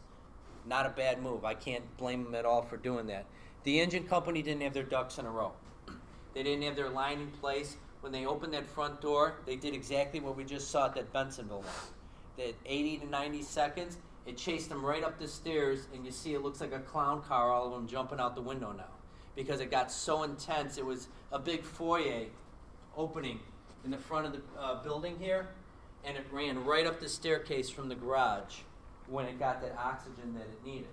So we just need to make sure that we're coordinating what we're doing and how we're going about it. Is there anyone that has an issue or a problem with them handing that line upstairs to kind of keep things in control up on that second floor? I don't have an issue with it. When it's that bad where we're jumping out windows, we need to do everything we possibly can to cool it down and get our guys out of there.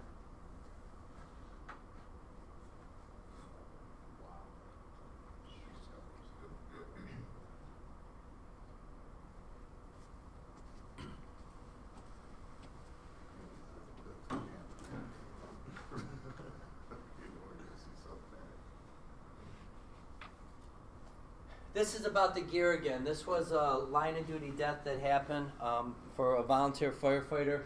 He ended up, this is what his gear's left over, and this is what we talked about earlier about the mass, about them starting to deform at such an early temperature.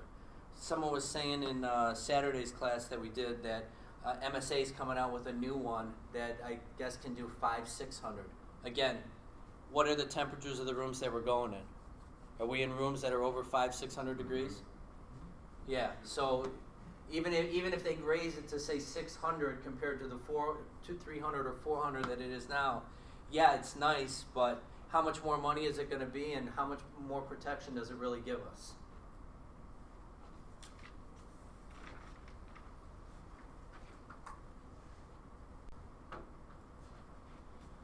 Our tactical options when things start to get bad with the heat that we're inside the structure with.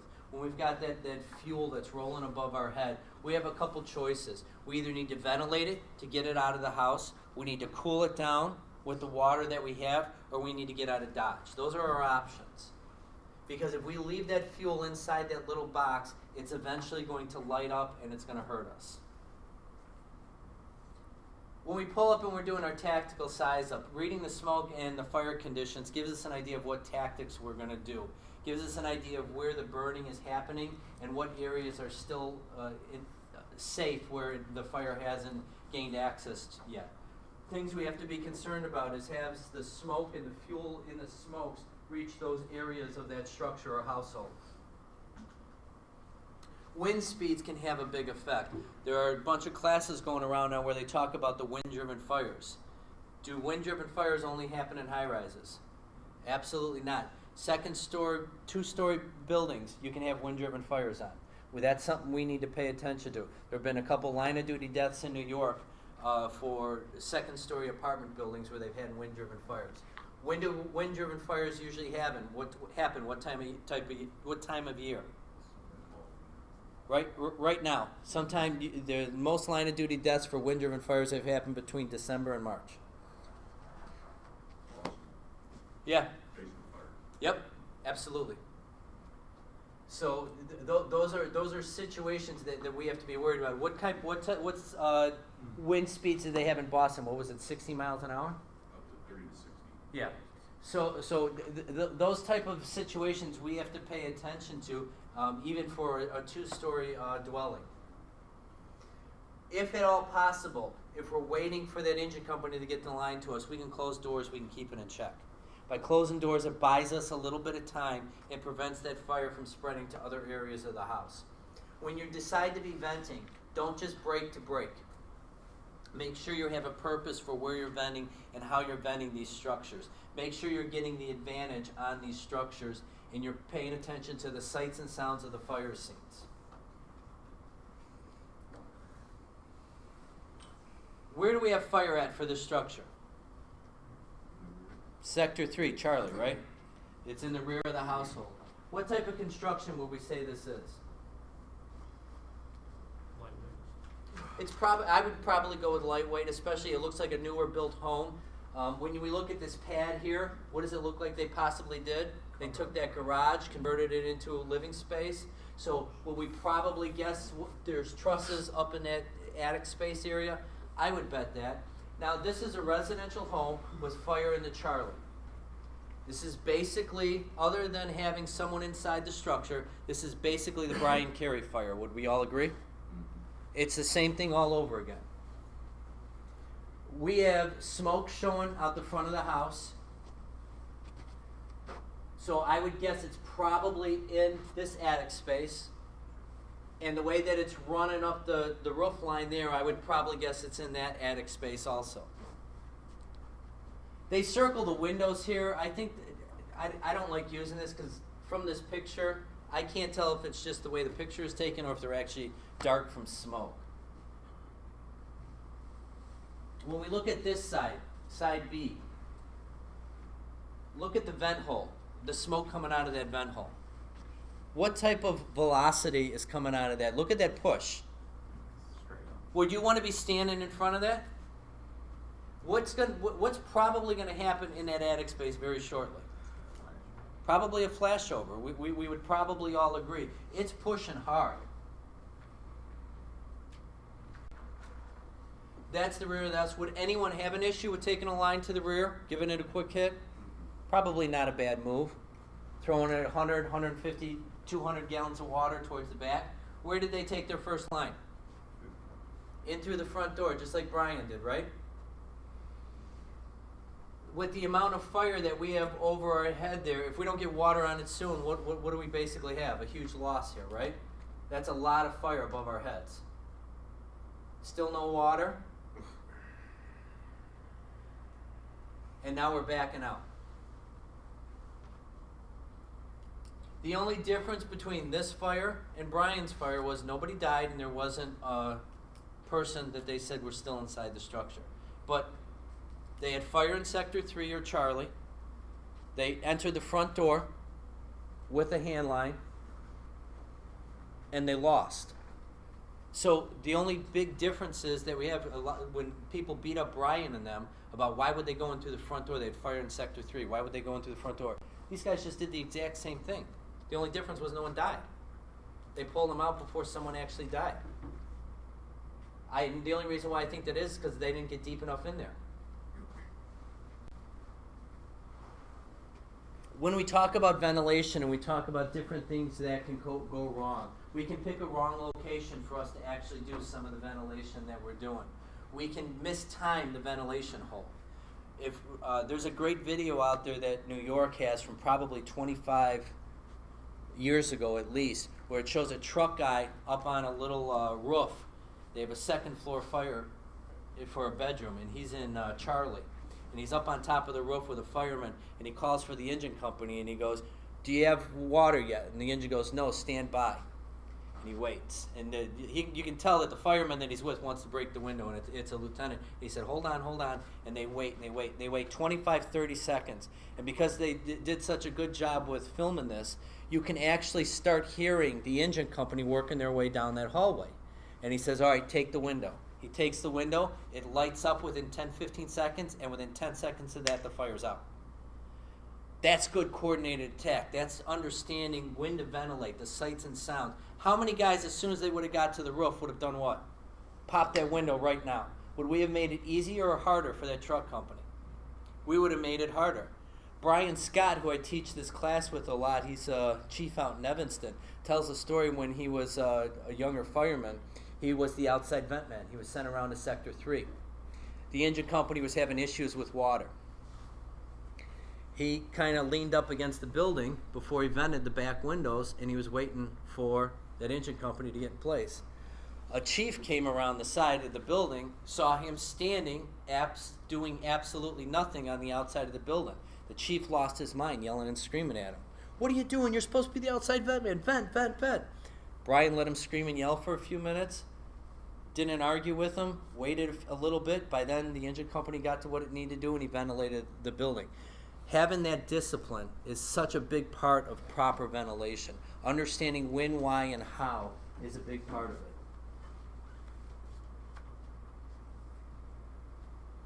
Again, flashovers happen, they're full room. It's everything that's in the room is lit up. If we're in the room also, we're part of that flashover. If we're not very close to that doorway, we're not going to make it out. The body's going to shut down.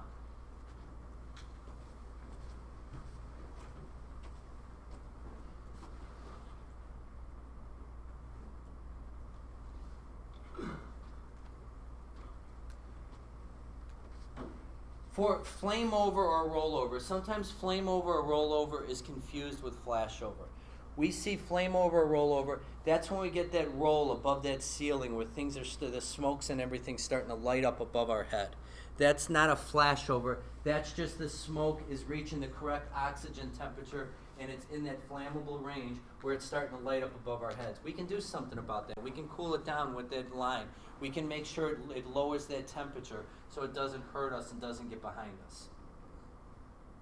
Rollover can cause fires in other rooms of the house. You can have so much rollover happening that it lights up the smoke in other rooms depending on how far that rollover actually goes. Different things we can do to kind of help control that rollover or flame over from happening. We can ventilate. We can cause some of those superheated gases to actually exit the structure so they're not rolling down the hallway. We can change the oxygen by limiting the amount of holes that we put in the structure. We can also cool it down, which brings it below ignition temperature. In this video, you'll actually watch the instructor. He's talking about flame over and rollover with the candidates that he's with, and he'll do that penciling that we were talking about earlier. And again, that's okay to do during training, but we don't want to do it on actual fire scenes.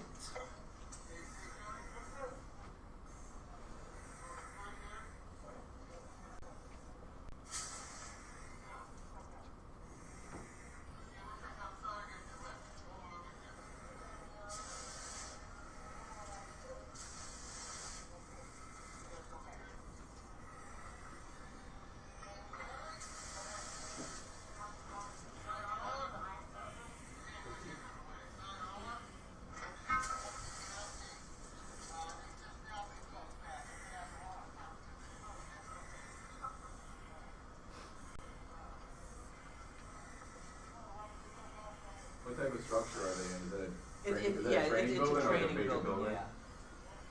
But I think this is a great video to show and talk about what happened with Brian. When Brian was penciling, what happened every 10 to 15 seconds? Everything was getting just as hot above his head because look what's happening here. This is just a little hallway. This isn't even filled with that thick black smoke like we were talking with Brian. This is why we don't pencil inside structures. If we needed to make this hallway and we had rollover above our head, if the two guys who were trying to make the hallway on that line opened that 1 3/4 hand line and moved down the hallway, should we be able to do that? Is that a realistic thing to do? If him and I cannot move an 1 3/4 hand line down a hallway open, should we be in this job? I mean, it's really that simple. That's what we should be able to do. It's not rocket science. We should be able to move an 1.75 hand line wide open right down a hallway and get to the seat of the fire. How many times have we heard you got to make the turn? They can pour water in this hallway all they want. For the next 10 minutes, they can throw 1,000 gallons of water in this hallway. Are they going to put out the fire? No, because they didn't make the turn, right? So if we make the environment safer to make that turn while we're getting down there, does that make it easier and better for us? If I can lower the temperature, say from 1,000 degrees to 400 degrees or 300 degrees while we're moving down above our heads, is that better? I think so. I think it makes it easier for us to make that hallway.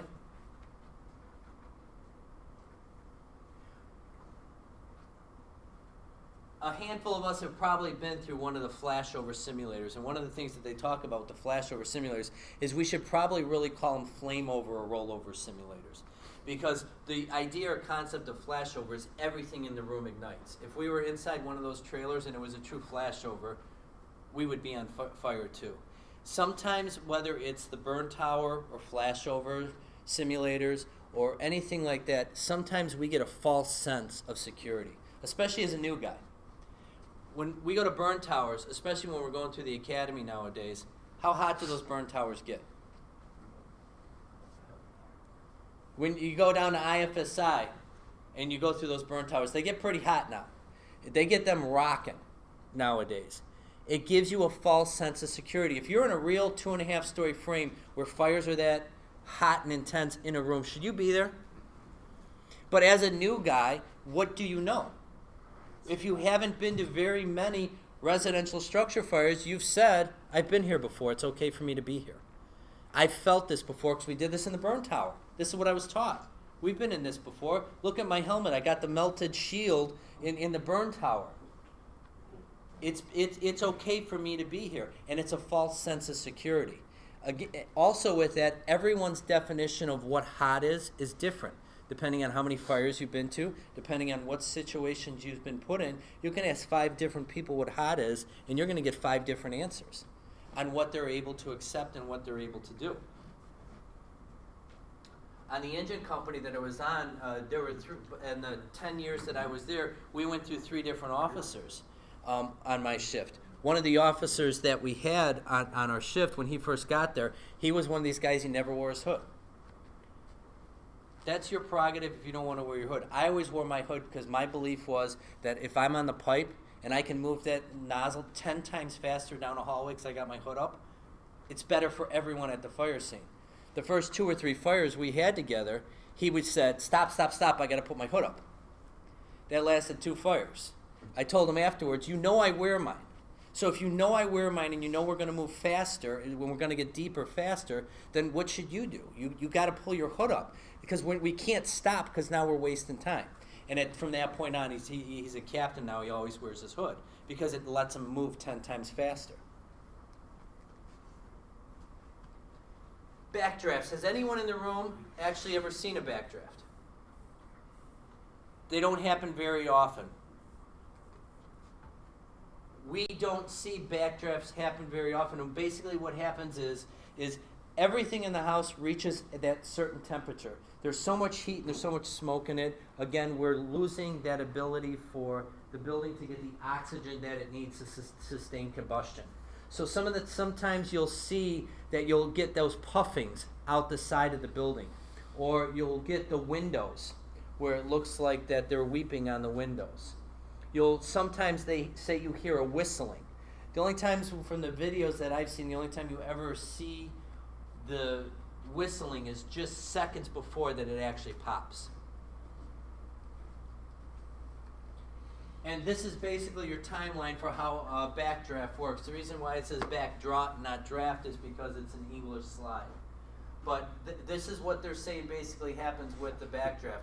We ventilate or open it, and we cause the backdraft to happen. There's a rapid increase in pressure, and that happens. There's your math for the day. Basically what happens, you open the door, it blows fuel-rich gases out the top of the door while it's sucking in air at the bottom. And we've all seen that in fires, right? Where we've opened the front door, we let it burp, and as we start making that hallway in, we're actually seeing fresh air suck in at the bottom as it's rolling out the top. with a backdraft, once it does that, and it happens very fast, is you start getting that fresh air and the hot fuels and gases mix at a certain point in the house, which creates a fireball. As that fireball starts up in the structure, it actually flames the hot superheated gases and blows out the structure. This is a basement fire in New York where a backdraft happened.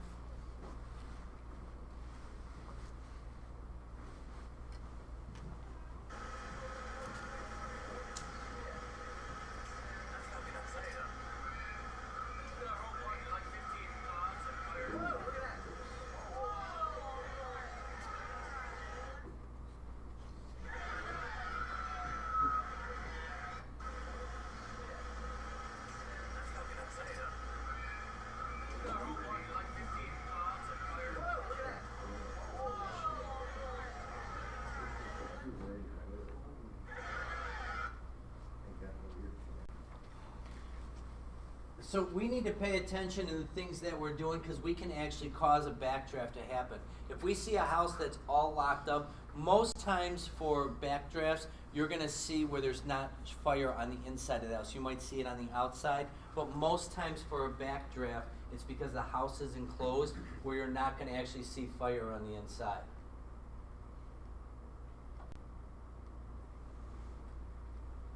When we look at structures like this, and we have the possibility of a backdraft happening, different things that we're going to see. Building appears like it's breathing. We talked about the pressurized smoke and the whistling sound that you may hear. No visible flames from the inside of the building, maybe some from the outside. Your doors and windows are very, very hot. And you're going to see that stained or cracked look on the windows from the soot. For us as a fire department, what are things we can do to try to prevent the backdraft from happening once we arrive on the scene? Vent high. We want to vent high. We're going to send people to the roof, maybe work, depending on the type of situation we're in, maybe work off a stick or some type of basket, maybe break a skylight. One thing we're going to do to help protect our guys is we want to make sure we have a line up there, because what's the possibility of happening with that smoke? It could light up right away as soon as it exits that structure. So we want to have a line in place to protect them while they're doing that ventilation. Say you can't get to the roof. Say the roof's bad. For whatever reason, you can't get to the roof. Other options that we could do is maybe put a master stream line in the front of the building. If we open up that master stream line with everyone in a safe place and we hit a window, if that window is superheated, when that water hits the window, what's probably going to happen? It's probably going to pop. Now we have heavy, copious amounts of water shooting in through the window while that backdraft is actually happening. For whatever reason, we can't use a master stream to make this happen. If we have to do it with a pike pole or something, we stand off to the side and we do it and we hit it and we turn away as we do it. That would be the third option if that was our only choices.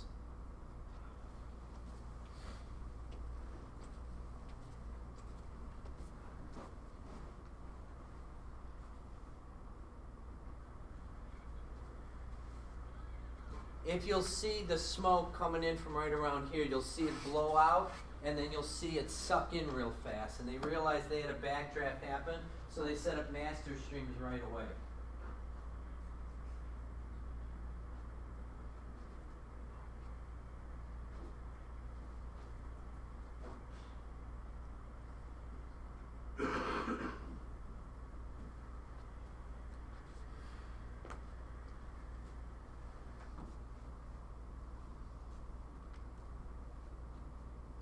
The reason why you see it puff in and puff out the way that you do, and they're saying this red line shows that it's sucking in for the oxygen, it gets the oxygen, then it dies down again.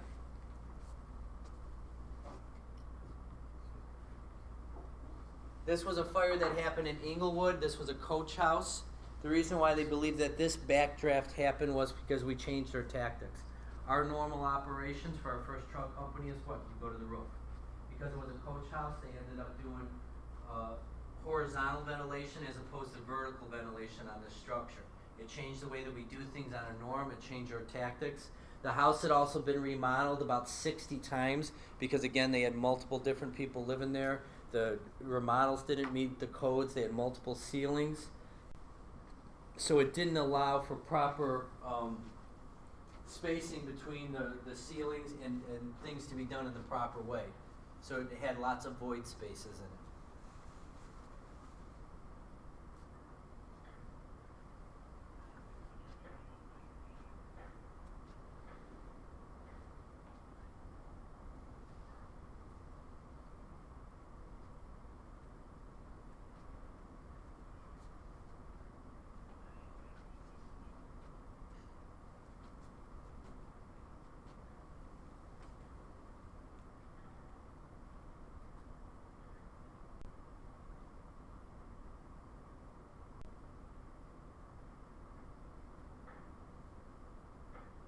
While he's working on this piece of wood, you can actually see as he's pulling on it, the way that it puffs, depending on when he does the pull.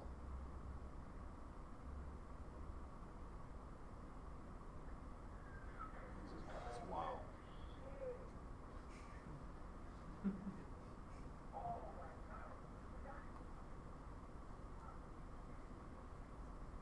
We were very lucky with this one. We're lucky we didn't kill 4 to 6 guys with this one. The kid who was on the ladder took burns to his face. I think he was off for about 6 months. He's back to work now, but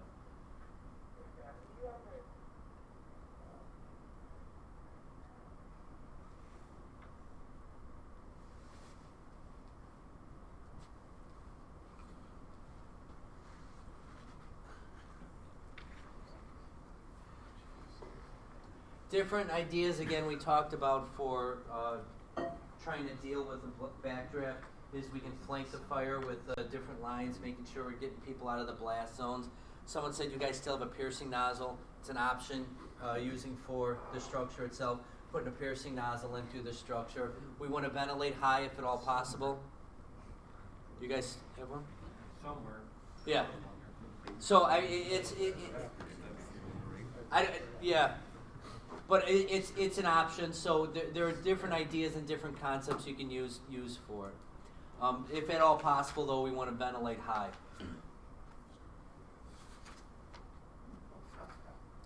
The differences between a backdraft and a smoke explosion. Sometimes they're difficult to tell the difference on what's going on and what's happening. The biggest things that I can tell you for the difference between a backdraft and a smoke explosion. Smoke explosions usually happen in a smaller confined area, whether it's a ceiling space or it's just one room. Someone told a story at one of the classes that we were at where as a young candidate he was told to go into a bedroom and take down the ceiling. Went in there, started popping the ceiling with his pike pole, put 5 or 6 nice holes in the ceiling, and the whole ceiling just went boom and all fell. Well, the officer came running back in there and went, "Good job, kid." The whole ceiling had come down. When they went back and looked at it afterwards, there was actually a smoke explosion. Again, they had done construction in the building. That one little room in that little ceiling space had all the superheated gases. He put enough holes in it and added the oxygen, and it dropped the whole ceiling. He looked like a great fireman for about 30 seconds until they realized what had actually happened. But it's one of those things that happens in a smaller, confined area. Lots of void spaces that are interconnected that are going to be the causes of it. The smoke and heavy heat is going to travel to different areas in those confined spaces, and it'll migrate out to the other areas. This is one of those smoke explosions, and this is done off the cam of a police car. You'll see it actually lift the roof off the house.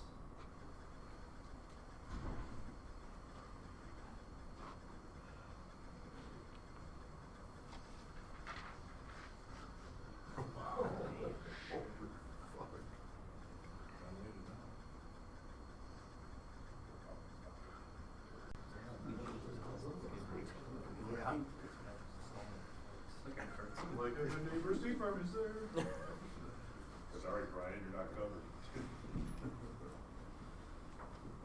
This was a fire that happened in Colorado, and due to the void spaces in between the structures themselves, they actually had a smoke explosion in the building next door to it.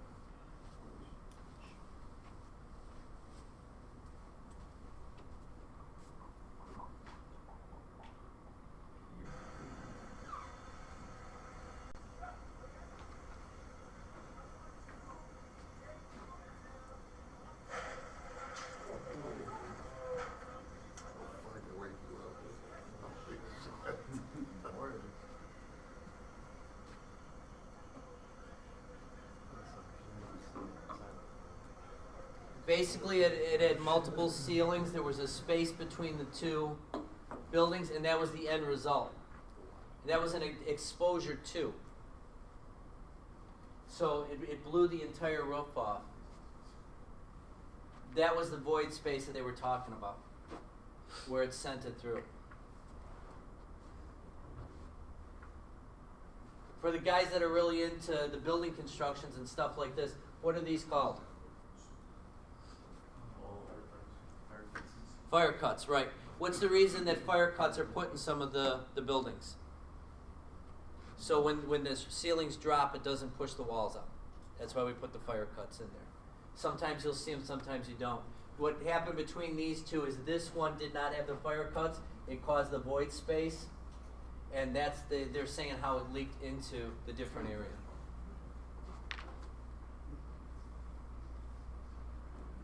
It's a good fire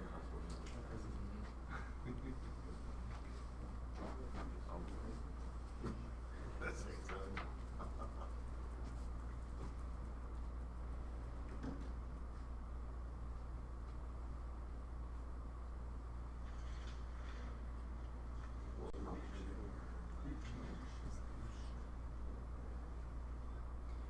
What I'm guessing, if you look at it, looks like they probably have an attic fire, but that's balloon construction. So my guess is it probably started in the basement, ran that wall. They got up to that attic space because they had companies inside working. They probably got up to that attic space. They probably opened the door to that attic space, and it probably gave it enough oxygen where it popped the way that it did. What do you think the pucker factor was for those guys? This was a training drill.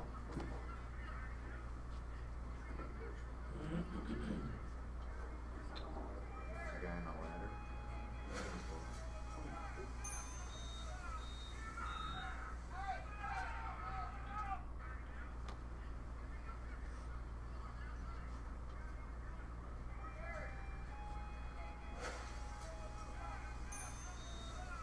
There are lots of these that fly around YouTube that happened with trainings, and sometimes what happens is, we do the first light up, and everything kind of goes real smooth. So the second time we do it, what do?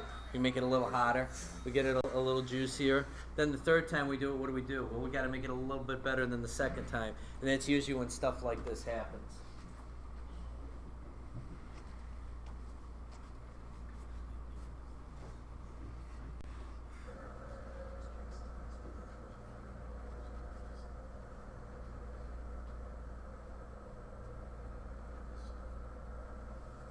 If you watch the firefighters on the scene, no one really looks in a panic here. Everyone's kind of, moving a little slowly. It's almost like they know what's going on. They've got a good handle on it.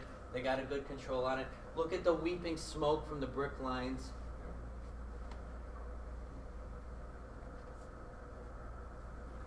My guess with the ladders, they probably already got someone on the roof.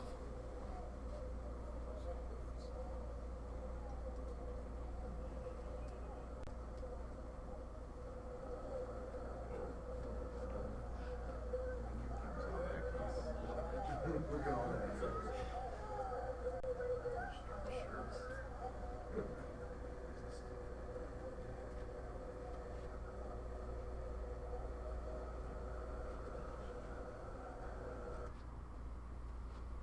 So when we talk about understanding the fire behavior and the reading smoke, when we look at this building, what type of building is this? What type of construction?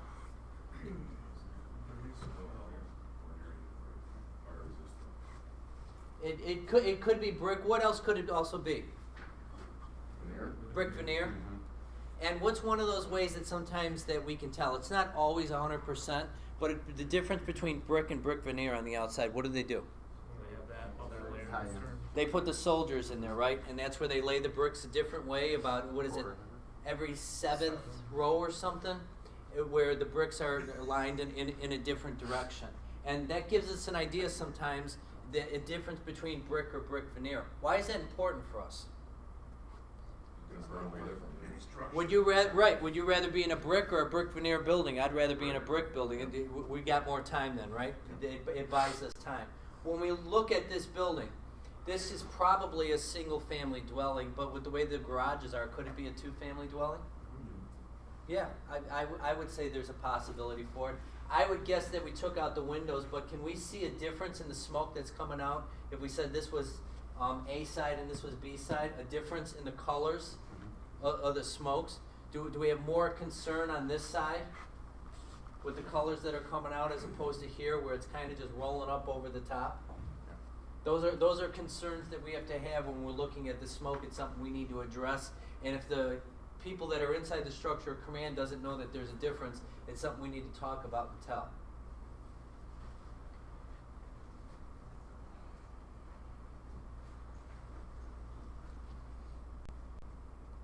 When we talk about the building of the houses that we do nowadays, what are some of our concerns with the way that they're built? What's the big differences, the way that they enclose them? They're airtight, which increases our chances for what? Flashovers, right? When they're airtight like that, what are some other concerns with this insulation that they use? Is it very flammable? Some of them are. Some of them, if you light them up, they can burn all by themselves, just like if we lit up a table, they light up like that. For the houses that they're building now, when you had a house that was built, say, 25 years ago, you walked in the front door, you had a front room, you had 3 bedrooms, you had a bathroom, you had a kitchen, that was it. Now, main floors, what are they doing to a lot of those old homes? They put a second floor on it, they open up that main floor completely so it's one big room. Does that make it more difficult for us as firefighters to fight the fire? Absolutely, because it's not in a compartment.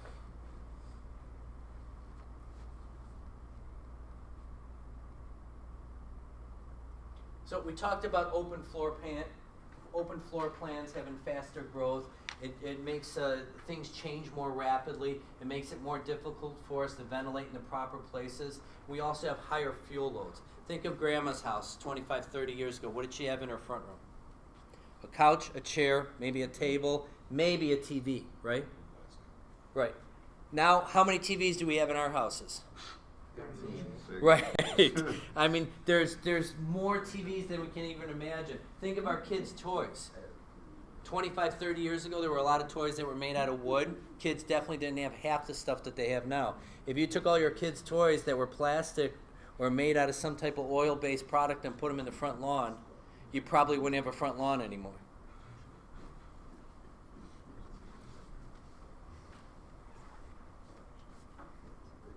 So your traditional timeline for your fires is one that we saw 150 times probably going through Firefighter 2 school and going through classes for everything that we've seen throughout the years. This was our normal timeline.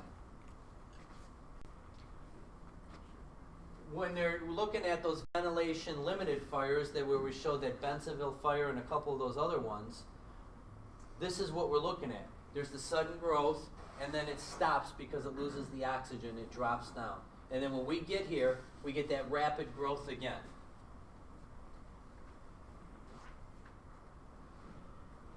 This again, what goes back to that coordinated attack, making sure that engine and truck company is working together, making sure we're ventilating at the proper time. This was a training fire. This was 6 seconds into it. They popped the door. This was 6 seconds after they popped the door. This was 48 seconds after they popped the door. We still do not have a charged hose line. 2 minutes later, we turned a small little training fire into we don't have a training house anymore.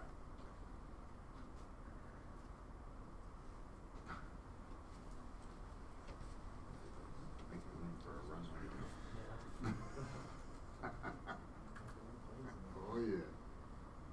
2-3 left.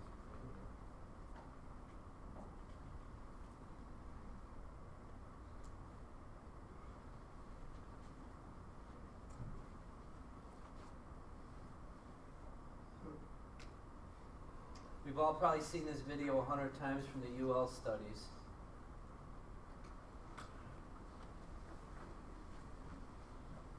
They're calling this legacy. This was Grandma's house, where the furniture inside this structure was your typical pillows were filled with horsehair. This is all your man-made plastic materials that they do nowadays. And yes, plasticky is an actual term.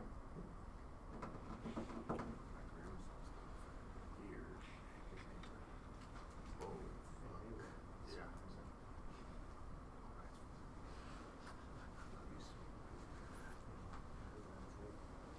That's a minute and a half into it.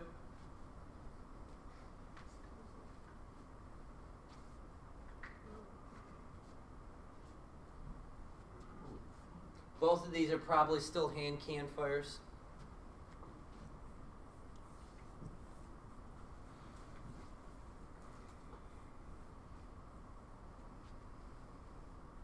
Smoke up at the bottom.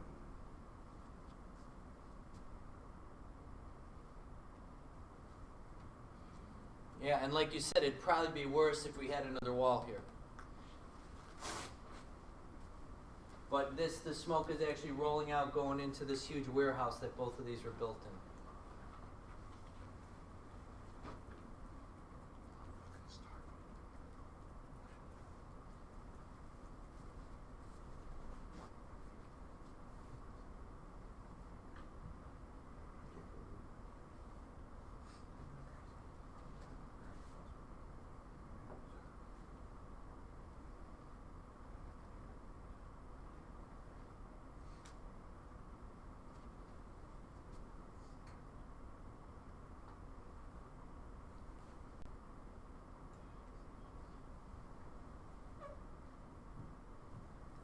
Shortly, you'll start seeing the carpet off gas.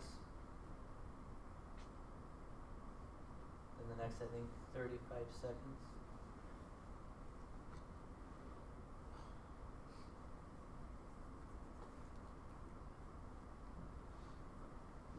It's amazing the amount of smoke, even if we don't look at the fire, it's amazing the difference in the amount of smoke that it gives off and how much of that thick product.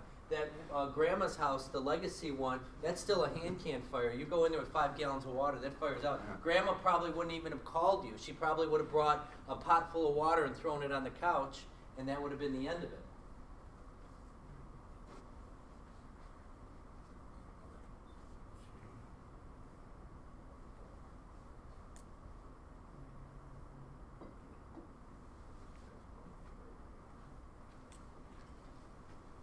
So the modern room flashed over in 340. It took 28 minutes for the legacy room to flash over. So that's a big difference in time frames for what's going on.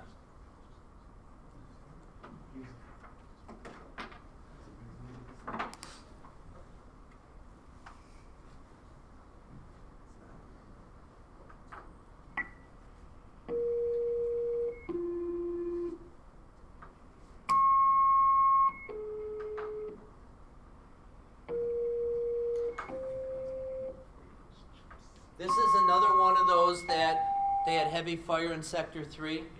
No one checked out the rear of the building. They didn't drop a line to the rear. They went straight in through the front door. It's companies 1823 and 11, Fairfax engine 439, truck 11,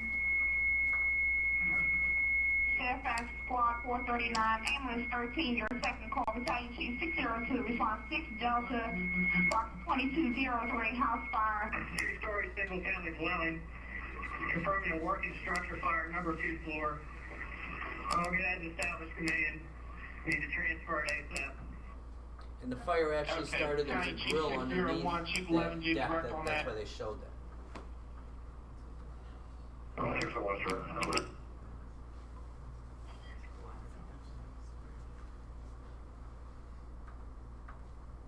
Now, safety 601, the call middle of the court is going to be for a working structure fire. Okay. Rescue 13, you're on 1-4.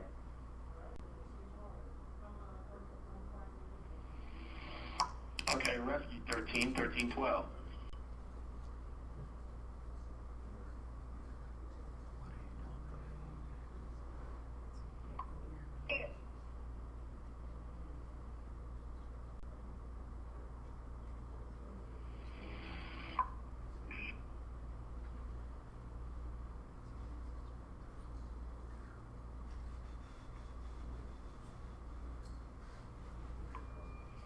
Chief 11 Bravo, save your report, command.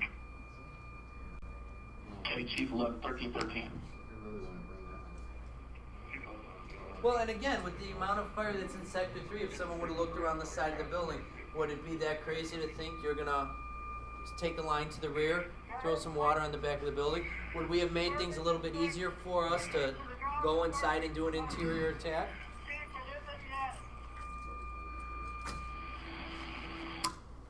Medic 1 through an unseen phaser. Okay, Medic 131.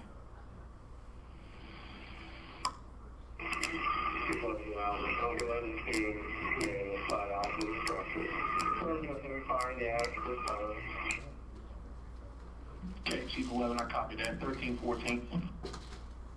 Now, you as being on the outside of the structure, they say they have a fire in the attic. Would we say there's a lot more going on here than that? Than just a fire in an attic space? 600 water at the end of the court. I have another hydrant in front of 43242 just that in front of the Davis administration.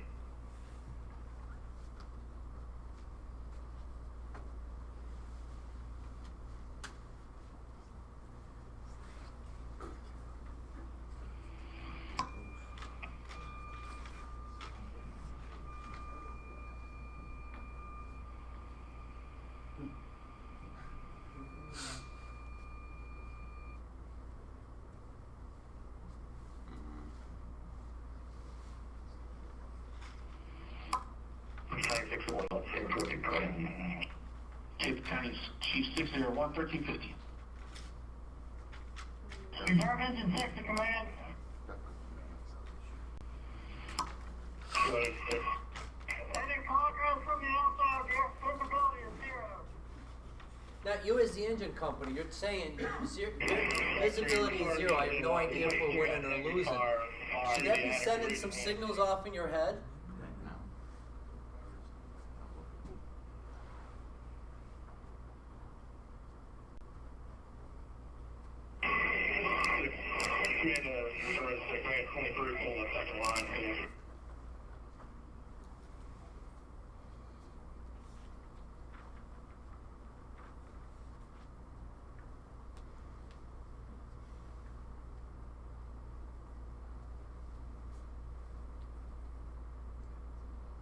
Look at the smoke exiting the windows, how it's changed, how thick and black it is.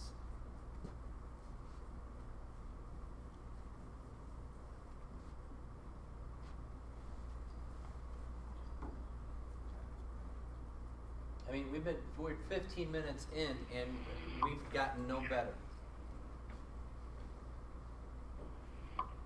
Rescue 13 is on the scene. Okay, Rescue 13, 16. Safety 601 over.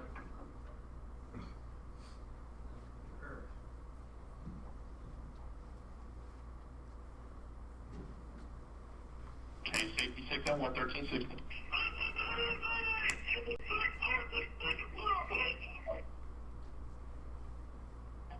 Command acknowledged Mayday engine 6, second floor.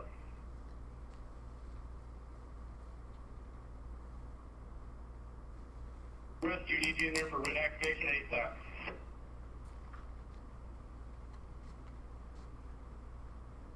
Tiger 601 to command, evacuate. Structure class rear, evacuate. Okay. We'll stop that there because there are a couple issues with that. When we have a writ evacuation, when we have a mayday, are we supposed to evacuate the building? No, we're still supposed to do what? Still doing our jobs till we can get the guys out of the building. That's our number one priority. Because if we're actually making some progress in the area we're working, and you call the mayday and we leave what we're doing, we just made 10 times worse, things 10 times worse for you.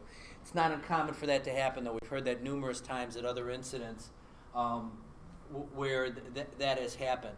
The other thing is, you are the guys with the answer with that line. If things are that bad, when you said we have zero visibility and things are bad, we open the line and what do? We exit the building, right? We get out of Dodge. If things are that bad, is that difficult sometimes for an engine company to do, to accept that we're going to back out of a building? Sometimes it's hard to do. Sometimes it's hard to be able to accept that that's what we're going to do. So Just again, another one of those incidents where another Brian Carey. No one died on this one.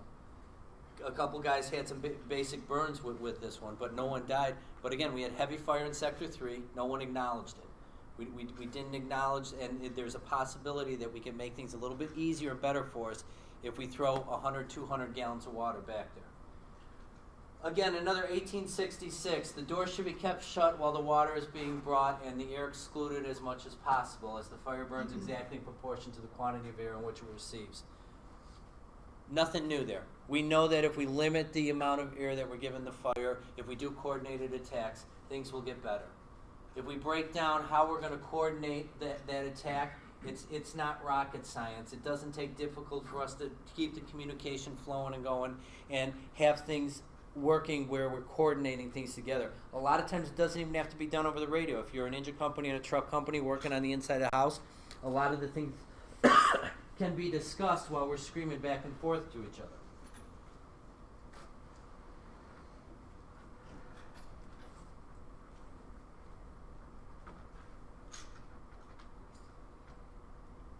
We talked about the vent enter search.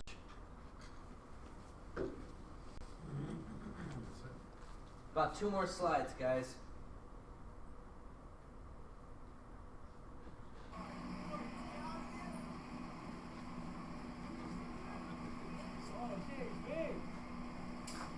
I don't know if you can see him hanging out the window. This is the New York guy. He's right there hanging in the window. He's trying to get out. His air pack's caught on the window, and he's trying to fall out the window. He can't get himself through the window because he can't see. His face mask glossed over. He didn't even know the ladder was there. He was just jumping for his life.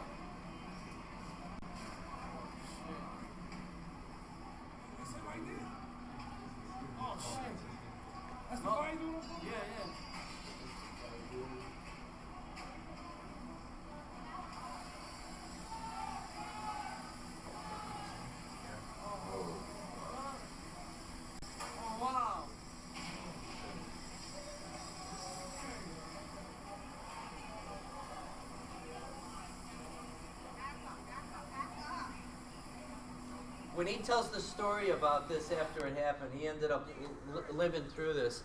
But when he tells the story about it, what basically happened was they went up to the 2nd floor. Engine company went towards the back of the building. He went towards the front. He was doing a basic search. That was basically like a front room area. He shot towards the front, started doing a search. As he got towards where those windows are, it got super hot. He realized how hot it was. What does a truck guy do when he feels that it's super hot? We ventilate, right? He started ripping down the blinds from his knees. He ripped down all the blinds, ripped down the drapes, and started popping the windows. As he popped the windows, what he didn't realize was that he was giving it the oxygen that it needed. It had that superheated, thick black smoke all sitting in that room. As soon as he started popping those windows, he got to the second window and it flashed. Well, his only thought process was, there's no way I can make it back. So he was going to dive out the window. As he was trying to dive out the window, they were thin windows. At 14, at 14, you're requested at Lincoln School. At 14, at 14, you're requested at Lincoln School, 3545, 3545, 620 Avenue. Door number 1, first 3, and They were thin windows, and he said his face piece for his mask glossed over right away. And he said he just couldn't get his body through the thing because he said he was just going to die for his life. He figured it was better than the room he was in. He had no idea the ladder was there. When he hit the ladder, he was shocked.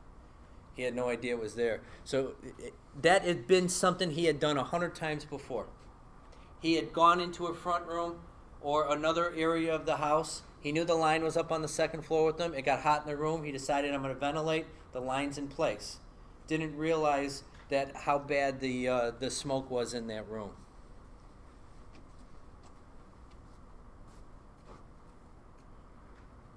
Was there a second guy with him? No, he went off by himself. The other guys went with the line. He shot off into that room to go do a search. Can I ask what happened to the line going the opposite way? They were chasing the fire. Okay. There was actually a fire in another part of that apartment. There was no fire in that front room. He would just shot in there to do a basic search. He figured the line's on the same floor with me, I'm safe. They're going to hit the fire. I'm in a good spot. Did they have to back out? No, they actually, if you see when they started pulling him out the window, you saw the line come from the back all the way to the front, and you see it starting to cool it off, and the fire actually goes out just as he's coming out the window. So some of the myths that we used to talk about and we used to hear is we never put water through a window. We can put water through a window, we just have to respect it, we have to do it the correct way. We have to follow the proper rules so we don't change conditions on the inside. Anyone that's ever been in a building when it's not done the correct way and you get that superheated gases coming back down the hallway at you, it hurts. It hurts, and we need to pay attention to that and respect that. We don't have to attack from the unburned side. We understand now that we can actually attack the fire and sometimes make it a little bit easier and better for a quicker knockdown if we attack it from the burn side. A lot of times we can use some of the same tactics. Don't always and never with any of the fires that you go to. Have options, have different ways of do things. Have a Rolodex full of ideas and concepts that we can do and go through when we're at these structure fires. That's it. Questions? Comments? Thank you for your hospitality. Thank you for participating and being so considerate to me while I was here. Thank you.